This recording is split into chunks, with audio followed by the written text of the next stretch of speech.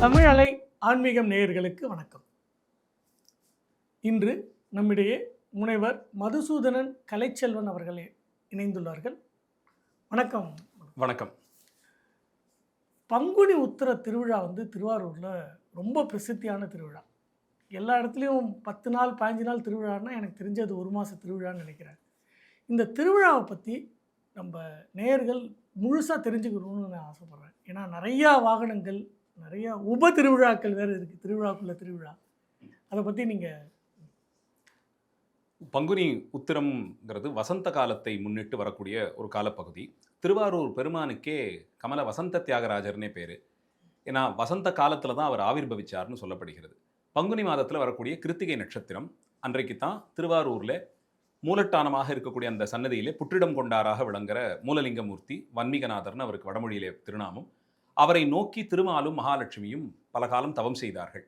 அதனால தான் கமலாலயம் அந்த ஊருக்கு பேர். கமலை வழிபட்டதால் கமலைன்னு சொல்லுவாங்க. கமலைங்கிறது மகாலட்சுமியை குறிப்பது. தாமரையில் வீற்றிருக்கக்கூடிய மகாலட்சுமியும் அவள் கணவன் திருமாலுமாக தவம் செய்தார்கள். தவத்திற்கு குறிக்கோள் என்னன்னா, ஒரு பிள்ளை பேறு வேண்டும், எங்களுடைய பிள்ளைன்னு சொல்வதற்கு அன்போடு கூடி ஒரு பிள்ளை வேணுங்கிறது தான் அங்கே அவர்கள் கோரியிருந்த வரம். அதற்காக செய்த தவம். அந்த தவத்தின் வெளிப்பாடாக பங்குனி மாதம் கிருத்திகை நட்சத்திரத்திலே மூலாலயத்திலிருந்து அந்த மூர்த்தத்திலிருந்தே யாரும் ஒரு சிற்பி வடிக்காத அளவில் ஒளிபடா திருமேனியாக விடங்க பெருமான், தியாகராஜ பெருமான் விடங்க மூர்த்தமாக வந்தார்னு சொல்லப்படுகிறது. அது ஒளிபடாததினாலே விடங்கம்னு சில பொருள் எல்லாம் சொல்லப்படுகிறது. அந்த திருமேனியை ஆன்மார்த்த மூர்த்தமாக வைத்து வழிபடணும். ஆன்மார்த்தம்னா உள்ளுக்குள்ளே அவர் தான் இருக்கார்னு உணர்ந்து செய்யக்கூடிய வழிபாடு. அதற்கு இதை வைத்து வழிபடணும்னு சிவபெருமான் உபதேசம் செய்ய திருமால் மகிழ்ச்சியோடு அவரை எழுந்தருளை செய்து கொண்டு போய் திருப்பார்கடலில் வைத்து பூஜை செய்தாருங்கிறது தலபுராணம். அப்படி இந்த வசந்த காலம், அதனால்தான் மன்மதனுடைய பிறப்பையும் இந்த வசந்த காலத்திலேயே பார்க்கிறோம். இந்த வசந்த காலம் தான் மன்மதனுக்கான காலம்னு எடுத்துக்கிறோம். அதை வச்சு தான் அந்த ஹோலி பண்டிகை இந்த மாதிரியான விஷயங்கள் எல்லாமே வரக்கூடியது. அது கடுங்குளிர், இந்த குளிர் கொஞ்சம் தேய்ந்து நல்ல வெப்பம், இது ரெண்டுத்துக்கும் நடுவில் இருக்கக்கூடிய ஒரு கதகதப்பான ஒரு காலம். அது ரொம்ப இனிமையாக இருக்கும். நல்ல காற்று அப்போ தான் வீசக்கூடிய ஒரு காலமாக இருக்கும். இதுக்கப்புறம் நமக்கு காற்று ஆடி மாதம் கழித்து தான் வரும். அதனால் நல்ல காற்று இருக்கக்கூடியது. இலைகள் எல்லாம் நல்ல பழுத்து அது புதிய இலைகள்லாம் துளிர் விட்டு அதில் பறவைகள் எல்லாம் குடியேறி குயில்கள் கூவுதல், மயில்கள் ஆளுதல், இதெல்லாம் நடக்கக்கூடிய காலம். காய்கள் எல்லாம் கனிந்து பழமாகி அதிலிருந்து தேன் சொட்டக்கூடிய காலம். இப்படி வண்ணங்கள் நிறைந்ததாக, வாசம் நிறைந்ததாக, மங்கள ஒலிகள் நிரம்பியதாக இருக்கக்கூடிய ரொம்ப இனிமையான ஒரு காலம் இந்த வசந்த காலம். ஆனால் தான் எனக்கு தெரிஞ்சு இந்த வாழ்வில் வசந்தம்னு தானே சொல்லுவோம் நம்ம. ஒரு நன்மை ஏற்படுகிறது ஒரு குதூகலம்னாலே. இது தியாகராஜ பெருமான் வந்தபோது அவரை வரவேற்பதற்காகவே இந்த இயற்கையெல்லாம் இப்படி ஆனது. அதெல்லாம் அது தன்னளவிலே ஒரு தொண்டு செய்யும் விதமாக ஒரு குளிர்ச்சியை ஏற்படுத்தி, ஒரு நறுமணத்தை ஏற்படுத்தி, நிறங்களை எல்லாம் காட்டி கொடுத்தது அப்படின்னு சொல்லி இந்த விழாவை எடுக்கிறது. இந்த விழாவினுடைய தொன்மை எவ்வளவுனா, சுந்தரமூர்த்தி சுவாமிகளுடைய வரலாற்றிலே சேக்கிழார் பெருமான் இதை தெளிவுபடுத்துறார். சுந்தரர் தலையாத்திரையாக இங்கே நம்ம திருவொற்றியூர்ல தங்கியிருந்த காலத்தில் சங்கிலியாரை திருக்கல்யாணம் செய்து கொள்வதெல்லாம் பற்றி நம்ம நிகழ்ச்சியிலேயே பார்த்துருக்கோம். திருக்கல்யாணம் பண்ணிட்டு இருந்தபோது அவர் எதனால் இந்த ஊரை விட்டு வெளியேறினார், போக மாட்டேன்னு செய்து கொடுத்த சத்தியத்தை ஏன் மீறினார்னா, இந்த வசந்த கால காற்று சுவாமிகள் மார்பில் பட்டுதான். சுந்தரர் அப்படியே அந்த காற்று தீண்டிய உடனே அவருக்கு வசந்த கால ஞாபகம் வந்துதான். அந்த வசந்த கால காற்றுங்கிறது தெற்கே இருந்து வரக்கூடியது. ஒவ்வொரு காலத்துக்கும் காற்று வெவ்வேறு திசையிலிருந்து வரும்பாங்க. அதுல வடக்கே இருந்து வரக்கூடியது அது கொஞ்சம் நல்ல புழுக்கத்தை, இப்படி எல்லாம் வாடை காற்று இப்படி எல்லாம் சொல்றாங்க இல்லையா. இது இந்த வசந்த காற்று ரொம்ப குளிர்ச்சியானது. அதனால தென்றல் கீழே இருந்து, அது பொதிகை மலைக்குத்தான் தென்றல் லட்சணமே. அதனால சேக்கிழார் சொல்லும் போது பொதிகையினுடைய குளிர்ச்சி, அங்க இருக்கக்கூடிய அந்த சந்தனத்தினுடைய நறுமணம், பொருணையினுடைய சிறப்பு எல்லாத்தையும் சேகரித்து கொண்டு இந்த காற்று வந்ததாம். அப்படி அவர் மேலே பதிந்தவுடன் சுவாமிகளுக்கு, ஐயோ வசந்த காலம், திருவாரூர்ல வசந்த உற்சவம் நடக்குமே, அதை விடுத்து நாம் இப்படி இங்கே இருக்கோம்ன்ற எண்ணம் வரத்தான் திருவாரூருக்கு போகணும்னு எத்தனிக்கிறார். அவ்வளவு தொன்மையானது. சேக்கிழார் அதை வச்சே பாடுறார். சுந்தரர் காலத்திலே இது இருந்ததுன்னு இப்போ தெளிவாகிடுது. அவ்வளவு தொன்மையான திருநாள் இந்த வசந்தன் திருநாள் திருவாரூர் தியாகராஜ சுவாமி கோவில். அதனால அவருடைய ஆவிர்பாவத்திலிருந்து தொடங்குகிறது. அவர் இந்த உலகத்திலே தன்னையே தான் திருமாலுக்கு பரிசாக்கி கொடுத்த காலத்திலிருந்து கொண்டாடப்படுகிறது. அதனால அந்த வசந்த விழாவை நடுநாயகமாக வைத்து அதற்கு முன்பாக சில நாட்கள், அதற்கு பின்பாக சில நாட்கள்னு சொல்லித்தான் இந்த விழாவை முழுக்க அமைத்தே கொடுத்துருக்குறாங்க. எந்த ஒரு விழாவுக்குமே ஏதான ஒரு நட்சத்திரம் பெரும்பாலும் அடிப்படையாக இருக்கும். அது கொடியேறுறது அதை வச்சுப்பாங்க. அதுலேருந்து இத்தனை நாட்கள் கணக்கு இருக்கும். சில ஊர்களில் தீர்த்தவாரிய கணக்காக வச்சுக்கிட்டு அதுக்கு முன்னாடி 10 நாள் இப்படி ஒரு கணக்கு இருக்கும். அந்த விதத்திலே அடியன் தெரிந்த அளவில் திருவாரூரில் ஹஸ்தத்தில் மாசி மாத ஹஸ்த நட்சத்திரத்தில் கொடியேறணும்.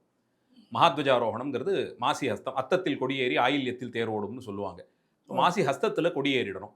அது இப்போ மாசி ஹஸ்தத்தை குறிச்சுக்கணும்னா அதுக்கு முன்னாடி சில நாட்கள்னு அதுக்கு சில பூஜைகள் நடக்கும். அதில் குறிப்பாக பார்த்தீங்கன்னா முன்னாடி நாள் மிருத்சங்கிரகணம்னு சொல்லக்கூடிய இந்த புண்ணிய மண்ணு. மணல் சேகரித்து வருவது, நான் பந்தக்கால்லாம் இட்டு இந்த பூமியில தான் அத்தனை நடக்க போகுதுங்கிறதுனால அதுக்கான ஹோமங்கள் பூஜைகள்லாம் உண்டு. அதுக்கு ஒரு கோயில் உண்டு, அங்கே போய் இதெல்லாம் செய்வாங்க. அதற்கு ஒரு நாள் முன்னாடி என்ன ஆகும் பார்த்தீங்கன்னா, அப்பர் சுவாமிகள் உழவாரம் செய்வதற்காக புறப்படுவார் கோயிலிருந்து. ம். ஏன்னா திருநாள், வீதிகள் எல்லாம் சுத்தம் படுத்தணும், மரம் செடியெல்லாம் அதெல்லாம் கீழே படர்ந்துருந்தா அதெல்லாம் வெட்டி தள்ளணும், கல்லெல்லாம் பொறுக்கி போடணும், தெருவை சரி பண்ணணும், தேரெல்லாம் ஓடணுமே. வேற யார் இதை முன்னின்று செய்ய முடியும் அப்பர் சுவாமிகளை விட. அதனால அப்பர் சுவாமிகள் புறப்பட்டு ஒரு புறப்பாடு அண்ணன் வந்து அன்னைக்கு போய் உழவாரம் பார்த்து வருகிறாருன்னு. இப்போ இது ஒரு கொடியேறதுக்கு ஒரு நாளைக்கு முன்னாடி. அதற்கு முந்தைய நாள் ஐதிஹ்ய உற்சவமாக சுந்தரமூர்த்திகள் காலத்தில், சுந்தரமூர்த்தி சுவாமிகள் காலத்தில் நடந்த ஒரு அற்புதம். அவருக்கு பக்கத்தில் இருக்கக்கூடிய குண்டையூர்னு ஊர், திருவாரூருக்கு பக்கத்தில் இருக்கிற ஊர். அந்த ஊரில் ஒரு நிலக்கிழார் இருந்தார். பேரே குண்டையூர் கிழார்னு தான் அவரை சேக்கிழார் நமக்கு அறிமுகப்படுத்துகிறார். அவர் சுந்தரமூர்த்தி சுவாமிகளுக்குன்னு ஒரு நிலம் வச்சு அதில் விளையக்கூடியது பயிர் வகைகள், பருப்பு வகைகள் இதெல்லாம் கொண்டு வந்து சுவாமிகளுக்கு கொடுத்துட்டு வந்தார், சமர்ப்பித்து கொண்டு வந்தார். அதை கொண்டு சுந்தரரும் பறவையாரும் அவங்க திருமாளிகையில் வந்தவங்களுக்கெல்லாம் மாகேஸ்வர பூஜை செய்தார்கள். ஒரு ஒரு காலவசத்திலே மழை சரியா இல்லாமல் போக, அந்த நெல் எல்லாம் விளைச்சல் இல்லாமல் போக அவர் ரொம்ப வருந்தினார். அவர் வருத்தப்பட்ட நிலையிலே இறைவன் ஒரு ராத்திரியிலே அந்த பகுதிகள் எல்லாம் முழுக்க நெல்மலையாக குவியும்படியாக செஞ்சுடுறார். குண்டையூர் கிழார் பார்த்து அதிசயப்படுறார். மறுநாள் காத்தால் இப்படி ஆயிடுச்சுன்னு உடனே திருவாரூர் ஓடி போறார். சுந்தரர்கிட்ட நடந்ததெல்லாம் சொல்றார். சுந்தரர் வாங்க போய் பார்ப்போம், அவரும் புறப்பட்டு வரார். 2 பேரும் போய் பார்க்கறாங்க. பெரிய மலமலையா குவிஞ்சிருக்கு. பார்த்த சுந்தரருக்கு இது இது சுவாமி கிட்ட கேட்டா எல்லாத்தையும் பண்ணிடுவார். இப்போ சுந்தரருக்கு அடுத்த இது என்னன்னா, அடுத்த வேலை என்னன்னா, இவ்வளவையும் இப்படி கொடுத்துட்டா எப்படி தூக்கிட்டு போறது? எனக்கு என்ன ஆளா இருக்கு, வண்டி கட்டி நான் கொண்டு போற அளவுக்கு என்கிட்ட காசு இல்லையே, இவ்வளவு மலமலையா குவிச்சிட்டியே, இப்படி நீ யாரை கேட்டுட்டு குவிச்சேன், எனக்கு இதை கொண்டு போறதுக்கு ஆள் எங்கங்கிற மாதிரி ஒரு துவனியில பக்கத்தில் இருக்கக்கூடிய திருக்குவளைங்கிற ஒரு தலம், அதுவும் விடங்க தலங்கள்ல ஒன்று. அந்த திருக்குவளை தலத்துக்கு போய் அந்த பெருமானை நோக்கி நீள நினைந்தடியேன்னு ஒரு பதிகம் பாடுறார். நீள நினைந்தடியேன்னு சுந்தரர் எப்போதுமே வந்துட்டு சிவபெருமானை வந்து ஒரு மாதிரி அதிகாரமாவே கேட்கிறாரு. நண்பர் தானே, உரிமை. அது உரிமையோட அதிகாரங்கிறத விட உரிமையோட கேட்கிறார். உரிமைதான், நண்பர்கிட்ட தானே அவ்வளவு உரிமை நான் கொள்ள முடியும், உரிமையோட கேட்பார்.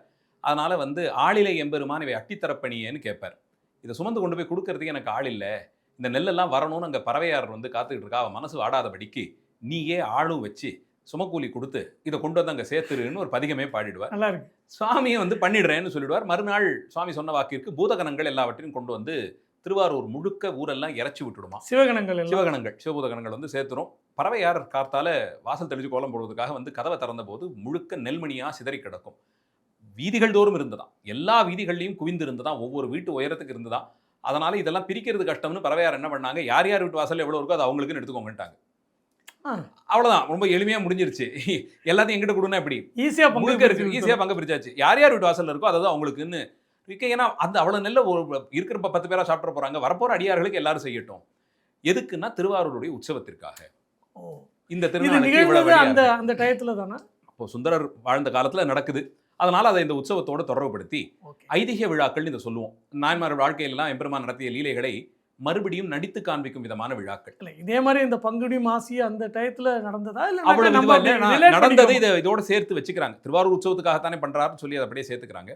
அந்த விதத்துல இந்த குண்டையூர் நெல் விழா, அந்த பூத நெல் திருவிழான்னு அந்த அங்க சொல்றது அந்த பக்கங்கள்ல, அது ஒரு நாள் விழாவா. அதுக்கு முன்னாடி நாள் குண்டையூருங்கிற அந்த ஊர்ல அந்த நிலத்துல இருந்து ஒரு 4 கால் மண்டபம் உண்டு. அதுல இந்த நெல்லெல்லாம் சேர்க்கக்கூடிய அந்த வைக்கோல் எல்லாம் கட்டி அதை ஒரு பெட்டி மாதிரி ஆக்கி அடியார்கள் பூதகணங்களாக வேடம் போட்டுக்கொண்டு திருக்குவளையிலிருந்து அந்த பதிகம் பாடி தலையில் அந்த நெல் மூட்டைகளை சுமந்து கொண்டு வந்தாங்க என்ற ஒரு ஐதிஹ்யத்தை காட்டி கொடுப்பாங்க. அப்போ சுந்தரரும் பறவையாரும், ஏன்னா பறவையார் திருமாளிகைன்னு ஒரு சன்னதியே இருக்கு, திருவாரூருடைய தெற்கு கோபுரத்தை ஒட்டி இருக்கக்கூடிய சன்னதி. அங்கே சுவாமியும் பறவையாரும் வந்து ஒரு கல்யாண கோலத்தில் நிற்கிற மாதிரியே நிற்பாங்க. ரொம்ப அழகா 2 பேரும் தம்பதிகளா கல்யாண ரிசப்ஷனில் நிற்போம் அந்த மாதிரி இந்த ஒரு ஃபோட்டோக்கு போஸ்ட் பண்ணுற மாதிரியே ரொம்ப ஆச்சரியமான சன்னதி அது.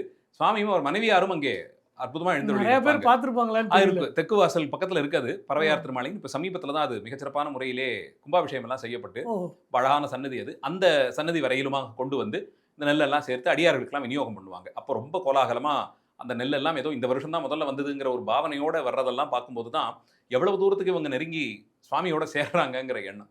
அது பூத நெல் விழா. அது இதற்கு முன்னாடி நாள் பார்த்தீங்கன்னா மாசி மகம் அப்போ தான் வந்திருக்கும். மாசி மகத்தை கொண்டு அங்கே 10 நாட்கள் பிடாரி அம்மனுக்கு திருவிழா, காவல் தெய்வமாக. அது முன்னாடி நாள், இதுக்கு முன்னாடி ஒரு 10 நாள் நடக்கும். அந்த பிடாரி பெரிய வரப்பிரசாதி, ரொம்ப வரப்பிரசாதி. அந்த அம்பிகைக்கு கள்ளுக்குடம் எல்லாம் எடுத்து பூஜை. அதை திருவாரூர் பாரசைவர்களாக இருக்கக்கூடியவர்கள் செய்கிறாங்க. இன்றைக்கும் தியாகராஜ சுவாமி கோயில் அவர்களுக்கு தான் அந்த பஞ்சமுக வாத்தியம் எல்லாம் வாசிக்கிற மிராசி இப்போ வரைக்கும் இருக்குது. அந்த குடும்பத்தை சேர்ந்த ஒரு அம்மையார் தான் இப்போ அதை செய்து கொண்டு வருகிறாங்க சாயரட்சை பூஜை காலத்தில்.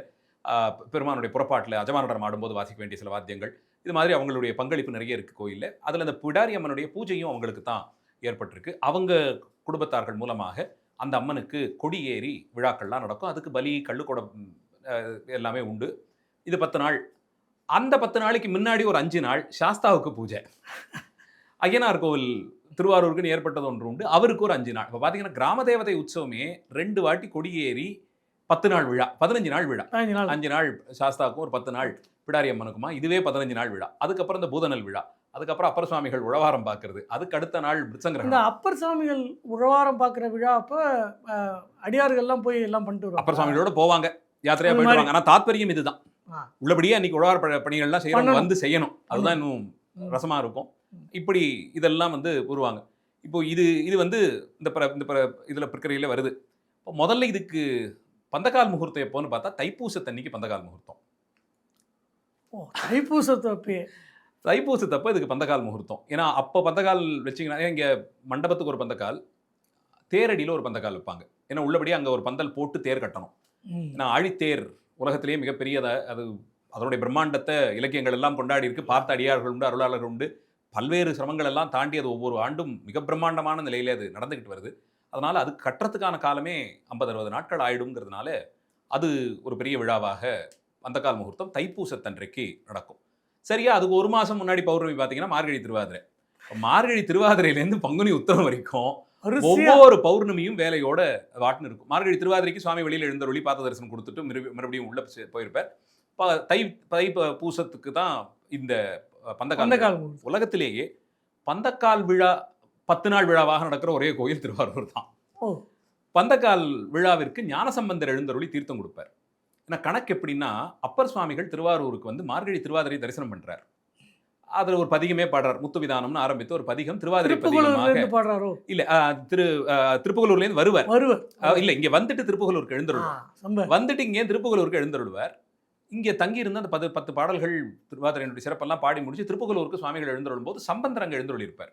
அப்பர் சுவாமிகள் வராருன்னு கேள்விப்பட்டு ஊர் எல்லையில போய் அவர் வரவேற்கிறதுலாம் நின்றுட்டு இருந்து எங்குற்றீர்னு கேட்டபோது இந்த மாதிரி திருவாரூர்ல இந்த உற்சவம் தரிசித்து வந்தோம்னு சொல்லி அந்த பதிகத்தை அங்கே தான் பாடுவார். திருப்புகலூர் ஊர் எல்லையில தான் அதை பாடுறார்.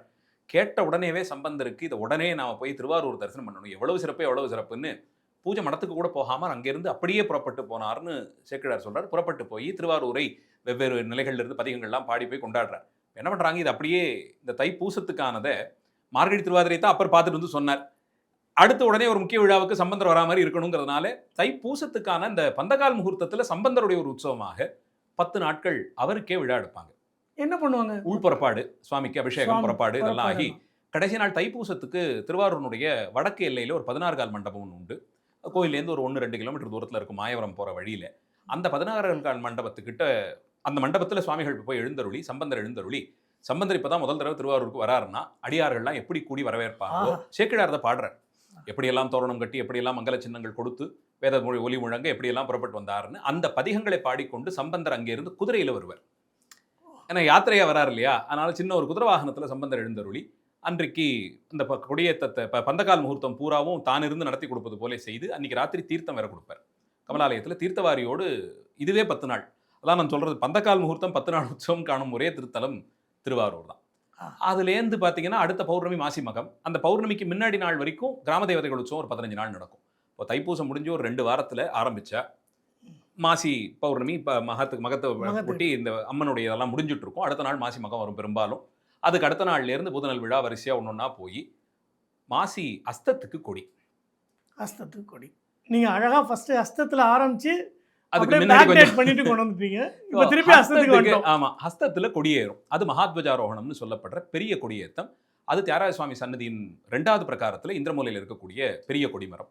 அதுக்கு இது வடக்கே தான் நீலோத்பலாம்பாள் சன்னதி இருக்கும். அந்த பெரிய கொடிமரத்தில் மகாத்வஜாரோகணம்னு சொல்லக்கூடிய கொடியேற்றம். திருவாரூரில் எப்பயுமே மற்ற கோயிலெல்லாம் கொடியேற்றத்துக்கான தேதி போட்டு பத்திரிகை அடிப்பாங்க. திருவாரூரில் கணக்கு எப்படின்னா, மாசி ஹஸ்தம்னா யார் எங்கே இருந்தாலும் திருவாரூருக்கு வந்துடணும். பை டிஃபால்ட் அன்றைக்கி கொடியேறிடும். அதனால் அதுக்கு தனியே அழைப்பு இல்லை. குறித்த அந்த முகூர்த்த காலத்தில் சுவாமி பஞ்சமூர்த்தி புறப்பாடாகும். புறப்பட்டு போய் அப்போ அந்த கொடிப்படமும் போயிட்டு வரணும். வெள்ளை துணியில் சைவாகமங்களில் சொல்லியிருக்கபடி அந்த ரிஷப கொடியெல்லாம் எழுதியிருப்பாங்க. பஞ்சமூர்த்திகள் புறப்பாடுன்னா சிவாலயங்களில் உற்சவ காலத்தில் செய்யக்கூடிய இந்த பஞ்சமூர்த்திகள் புறப்பாடுங்கிறதுல பிள்ளையார் வருவார் பிரதானமாக. தொடர்ந்து சுப்பிரமணியர் வருவார். அடுத்து சுவாமியும் அம்மனுமாக இருக்கக்கூடிய பெரும்பாலும் சோமாஸ்கந்த வடிவம் இல்லை சோமாஸ்கந்த. சந்திரசேகரமூர்த்தி அம்பாளோடு இருக்கிற ஒரு வடிவத்தை எழுந்தருளை பண்ணுவாங்க.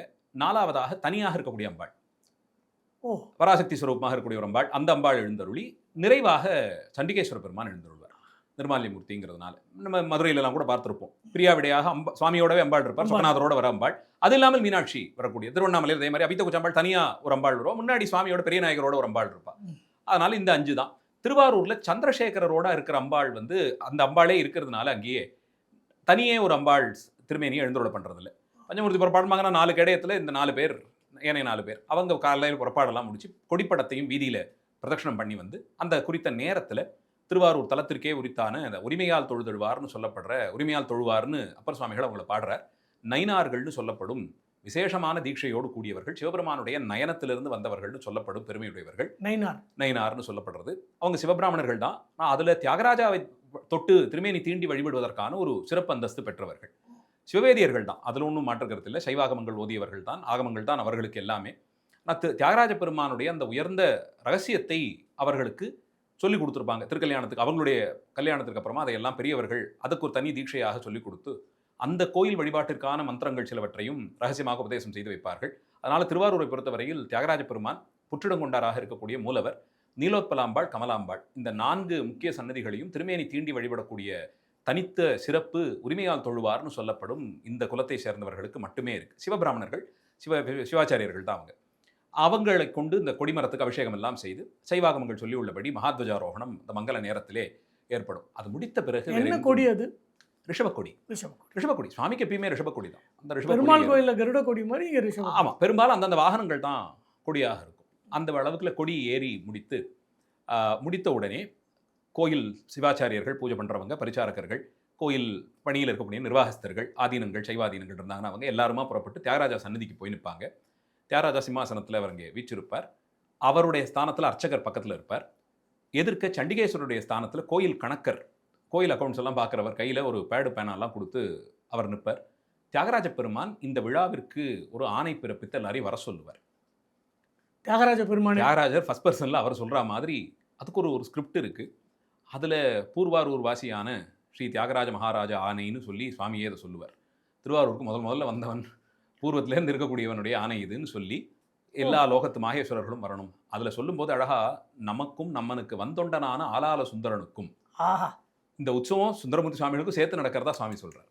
நமக்கும் நம்மனுக்கு வந்தொண்டனான ஆலால சுந்தரனுக்கும் இந்த வருஷம் இந்த மாதத்தில் இந்த நட்சத்திரத்தில் அத்தத்திலே மகாத்வஜாரோகணம் கண்டருளி அந்த வருஷம் மாதம் எல்லாத்தையும் சொல்லி பங்குனி மாதத்து ஆயில்ய நட்சத்திரத்திலே திருவாழி திருத்தேரிலே நாம் ஆரோகணித்தருளி அடிமுடி நேடிய வீதிகளிலே நாம் திருவிழா போக இருப்பதால் சமஸ்தலோகத்து மாகேஸ்வரர்களும் வந்து சேரணும், இவர்களெல்லாம் வந்து சேரணும், அவர்களெல்லாம் வந்து சேரணும் எல்லாம் சொல்லி முடிச்சு இது ஸ்ரீ தியாகராஜ மகாராஜா ஆக்ஞை அப்படின்னு ஒரு ஆணை பிறப்பிப்பார். அந்த ராஜாங்கத்துக்கு ஈடே கிடையாது. அந்த சிம்மாசனத்தில் அவர் உட்காந்துக்கிட்டு அந்த அர்ச்சக சுவாமி பக்கத்தில் இருந்து அதை சொல்லும்போது நிஜமாவே ஒரு மகாராஜா அப்படி ஒரு சிம்மாசனத்தில் ஒரு காலம் அடக்கி அப்படி கையை வச்சுக்கிட்டு உட்காந்து சொல்கிறத எழுதுறா அப்படிங்கிற மாதிரி சொல்ல அந்த திருமந்திர ஓலைக்காரர் எதிரே நின்று பவ்யமாக எழுதுகிற மாதிரி அவர் குனிந்தபடியே அதை எல்லாத்தையும் ஆவணப்படுத்தி கொடுத்து சுவாமி மஞ்சப்படுத்தி அதை சுவாமி திருவடியில் வச்சு அதை ஆணையாக கொடுப்பாங்க. இப்போ இந்த ஆணை நேராக சண்டிகேஸ்வரருக்கு. இது எப்படின்னா இப்போ ஒரு முதலமைச்சராக இருக்கிறவர் அடுத்து இருக்கக்கூடிய செக்ரட்டரிஸ்க்கு தான் ஆர்டர் கொடுப்பாங்க. செக்ரட்டரிஸ் தான் அதை வந்து பப்ளிஷ் பண்ணி மற்றவங்களுக்கு கொண்டு வராங்க இல்லையா. கிட்டத்தட்ட அந்த ப்ரோட்டோகால் படி இவர் நேராக சண்டிகேஸ்வருக்கு தான் இவருடைய ஆக்னி எல்லாரையும் வர சொல்லிடும்பார். இப்போ சண்டிகேஸ்வரர் போய் அவர் ஸ்டாண்டர்டில் அவர் ஒரு லெட்டர் ஒன்று டிராஃப்ட் பண்ணுவார். ஸோ இங்கே முடிச்சுட்டு எல்லாரும் சண்டிகேஸ்வரர் சன்னதிக்கு போவாங்க. அங்கே சுவாமி அங்கே எழுந்தருளை பண்ணியிருப்பாங்க. அவர் முன்னாடி இந்த கோயில் கணக்கர் எல்லாருக்கும் அறிவிக்கிற மாதிரி எல்லாரும் வந்து சேரணும்னு சொல்லி இது தியாகராஜ மகாராஜருடைய ஆக்னின்னு சொல்லி அவர் அறிவிப்பார். இது முடித்த உடனே எல்லாரும் அந்த உற்சவத்துக்கு வந்துடுறாங்க. ஏன்னா சுவாமி ஆணைனா உடனே வந்துடணுமே. அந்த கணக்கிற்கு ராஜநாராயணன் திருமண்டபம்னு உள்ள ஒரு மண்டபம் இருக்குது, ஒரு சோழர் காலத்து மண்டபம். அது முன்னாடி இருக்கக்கூடிய ஒரு அழகான மண்டபம். அங்கே ஒரு சபை மாதிரி எல்லாரும் கூடி உட்காருவாங்க. நடுவில் கோயில் முக்கிய ஸ்தானத்தில் இருக்கக்கூடிய சிவாச்சாரியர்கள்லாம் ஒரு பக்கம், இன்னொரு பக்கம் கோயிலுடைய நிர்வாகஸ்தர்கள்லாம் ஒரு பக்கத்தில், மற்றைய பணியில் இருக்கக்கூடியவங்கலாம் ஒரு பக்கத்துலேயே அமர்ந்து கொள்ள. அப்போ தான் பத்திரிகை வெளியவே வரும். அதுவரையில் பத்திரிகையை வெளியிடுவது இல்லை. அது வரைக்கும் அது வெளியே வராது. ஏன்னா சுவாமி சொன்னதுக்கு அப்புறமா தான் இப்போ அது எழுதியிருக்கோங்கிற கணக்கு. அதனால முதல்ல வரக்கூடாது. அது அந்த பத்திரிகை விநியோகமாகணும். அதுக்கு இந்த விநியோகத்திற்கு என்ன சிறப்புன்னா, கிட்டத்தட்ட 30 நாள் ஒரு நட்சத்திர மண்டலத்துக்கு உற்சவம், 27 நாட்கள் நடக்கிற உற்சவம், கோர் ஃபெஸ்டிவல் மட்டும். அதுக்கு வர்றவங்களுக்கெல்லாம் இங்கே வந்து அன்னதானம் எப்படி நடந்துகிட்டு இருக்கும், மகேஸ்வர பூஜை நடக்கும். அதுக்கு நீங்கள் வந்தால் மட்டும் போகிறோம். ஒரு திருவோடும் ஒரு கௌபீன துணியும் கிழிச்சு கொடுப்பாங்க. இந்த பத்திரிகையோடவே அன்னைக்கு சேர்த்து பத்திரிகை கூட அன்னைக்கு அட்டன் அன்னைக்கு பண்ற எல்லாருக்குமே அன்னைக்கு வர்றவங்களுக்கு எல்லாம் முக்கியஸ்தர்கள் எல்லாருக்கும் கொடுப்பாங்க. புரியுது. முக்கியஸ்தர்களுக்கு கொடுப்பாங்க. இப்போ திருவோட்டுக்கு பதிலாக ஒரு மண்பானையில் பண்ண ஒரு மடக்கு மாதிரி ஓ. ஒரு மடக்கும் அந்த கௌபீன துணி அந்த வஸ்திரத்தையும் அடித்து இது சந்தனத்தோட பத்திரிகையை வந்தவங்களுக்கெல்லாம் விநியோகம் பண்ணுவாங்க. அதில் வந்து கோயிலில் இருக்கக்கூடிய அத்தனை பேரும் இந்த புரோட்டோகால் படி எல்லா விதமான பணியாளர்கள் கடைநிலை ஊழியர்கள் வரையிலும் எல்லாரையும் சொல்லி சொல்லி அவங்களுக்கான பத்திரிகையை வாங்கிப்பாங்க. அதில் ஒரு வாட்டி தான் பார்த்தபோது கோயிலில் இந்த தேர் பத்திரிகை கொண்டு போய் பக்கத்தில் இருக்கிற கிராமங்களுக்கெல்லாம் கொடுத்துட்டு வரதுக்கே ஒருத்தர் எம்ப்ளாயிலாக இருந்திருக்காரு. பேலிஸில் இருந்திருக்காரு, பேரோல்ஸில் இருந்திருக்காரு. எல்லா கிராமத்துக்குமே கோயிலுக்கு பாத்தியப்பட்ட கிராமங்களே உண்டு. அந்தந்த ஊரில் ஒரு கோயில் இருக்கும், அதுக்கு ஒரு நிர்வாகம் இருக்கும். இங்கேருந்து பெரிய கோயில் திருவிழான்னு சொல்லி போய் இவங்க சொல்லணும். இதுக்கு அந்த காலத்தில் வண்டி கட்டிட்டு போகிறதுக்கு ஒரு அந்த பணியை செஞ்சவங்க வரைக்கும் இருந்திருக்காங்க. அந்த ஃபேமிலியில் அன்றைக்கி ஒரு வாட்டி அந்த அம்மா வந்து அதை பற்றி பேசிகிட்டு இருந்தாங்க. எங்களுக்கும் உண்டு இதுன்னு பார்த்தேன். நம்ம யாரையும் பார்த்தேன். ஒரு 2-3 வருஷத்துக்கு முன்னாடி அவங்க சொல்லிட்டு இருந்தாங்க, போய் சொல்லிட்டு வரதான் எங்களோட வேலை இதில் அப்படின்னு சொல்லி. இந்த மாதிரி சுவாமி எழுந்துருளை செய்கிறவங்கலேருந்து அத்தனை பேருக்கும் சிவாச்சாரியர்கள் ஆரம்பித்து எல்லாருக்குமே பிரம்மராயர்கள் அந்த எல்லாருக்கும் சொல்லி கொடுத்து முடித்து அன்றைய தினம் கார்த்தால அந்த அளவிலே முடிந்து அன்று மாலையிலிருந்து தொடங்கி 7 நாட்கள் அந்த அஸ்தத்துலேருந்து தொடங்கி 7 நாட்கள் விக்னேஸ்வரருக்கு விநாயகர் சுப்பிரமணியர் உற்சவம் மட்டுமே. எல்லா கோயிலையும் ஒரு நாள் நடக்கும் இல்லையா? விநாயகர் உற்சவம்னா ஒரு நாள் பிள்ளையார் உற்சவம் நடக்கும். இங்கே 7 நாள் உற்சவம். ஒரு வார காலத்திற்கு தொடர்ந்து விநாயகப் பெருமான், முருகப்பெருமான், சண்டிகேஸ்வரர் எல்லா நாள்லையும் இருப்பார். முதல்ல நாளில் தொடங்கி அத்தனை நாட்களும் சண்டிகேஸ்வர பெருமான் எழுந்துள்ளார். அதனால் அதுவும் திருவாரூர் கூடிய சண்டேச பெருமான் திருவுருவம் ஒரு நாளெல்லாம் உட்காந்து பார்க்கலாம். அந்த அந்த சண்டேச பக்திங்கிறதுக்கான இலக்கணமாக இருப்பார். அப்படியே அப்படி உருகிறபடியே இருப்பார். அது அதனால தான் அந்த சோழ சிற்பிகள்லாம் தெய்வாம்சத்தோடு தான் பண்ணியிருக்காங்க. அந்த பாவமும் அவர் கைகூப்பி நிற்கிறதும் தோள்கள்லாம் இப்படி நேராக இல்லாமல் அது அப்படியே குலைந்து கீழே விழுந்து வந்து இப்படி கொஞ்சம் ஒரு ஒரு அங்கில் இப்படி முன்ன நகர்ந்து இப்படி குனிஞ்சபடியே நிற்பார். அவர் அப்படியே உருகிக்கிட்டே இருப்பார் சிவபக்தியில். அந்த மாதிரி ஒரு திருவுருவம் திருவாரூர் சண்டேச பெருமான். இந்த 3 பேரும் விநாயகர் முருகனுக்கெல்லாம் வந்து நம்ம வாகனங்கள் இருக்கா? இந்த கேடயத்திலே தான் கேடயத்தில் தான் புறப்படுவாங்க. 3 பேருமே கேடயத்தில் தான் புறப்படுவாங்க. அங்கே வந்து எல்லா ராஜாங்கமும் தியாகராஜாக்கும் மட்டும்தான், சுவாமி மட்டும்தான். ஸோ இவங்க அதனால் கேடயத்திலே தான் 3 பேருமே புறப்படுவாங்க. ஒவ்வொரு நாளும் மாலையிலே 7 நாட்கள் விநாயகர் உற்சவமே விநாயகர் சுப்பிரமணியருக்கும் சண்டேஸ்வரருக்குமாக நடக்கக்கூடிய உற்சவம். அது விநாயகர் சுப்பிரமணியருக்கு உற்சவம், சண்டேஸ்வரர் எல்லாத்துக்கும் கூட வருவார். அடுத்த 4 நாட்கள் பக்தோத்சவம்னு சொல்லி சைவாகமங்கள் சிவபெருமானுடைய இந்த உற்சவத்தில் அடியார்களை கொண்டாடுவதை பற்றியும் சொல்லியிருக்கு. அது சில கோயில்களில் உண்டு. ஒரு நாள் விழாவாக நடக்கும். இந்த 63 நடக்குது இல்லையா, அடியார்களை கொண்டாடுவதற்கான ஒரு விழா. அந்த கணக்கில் இங்கேயும் 4 பெருமக்கள், அதில் சுந்தரர் தனியாக ஒரு கேடயத்தில் வருவார்.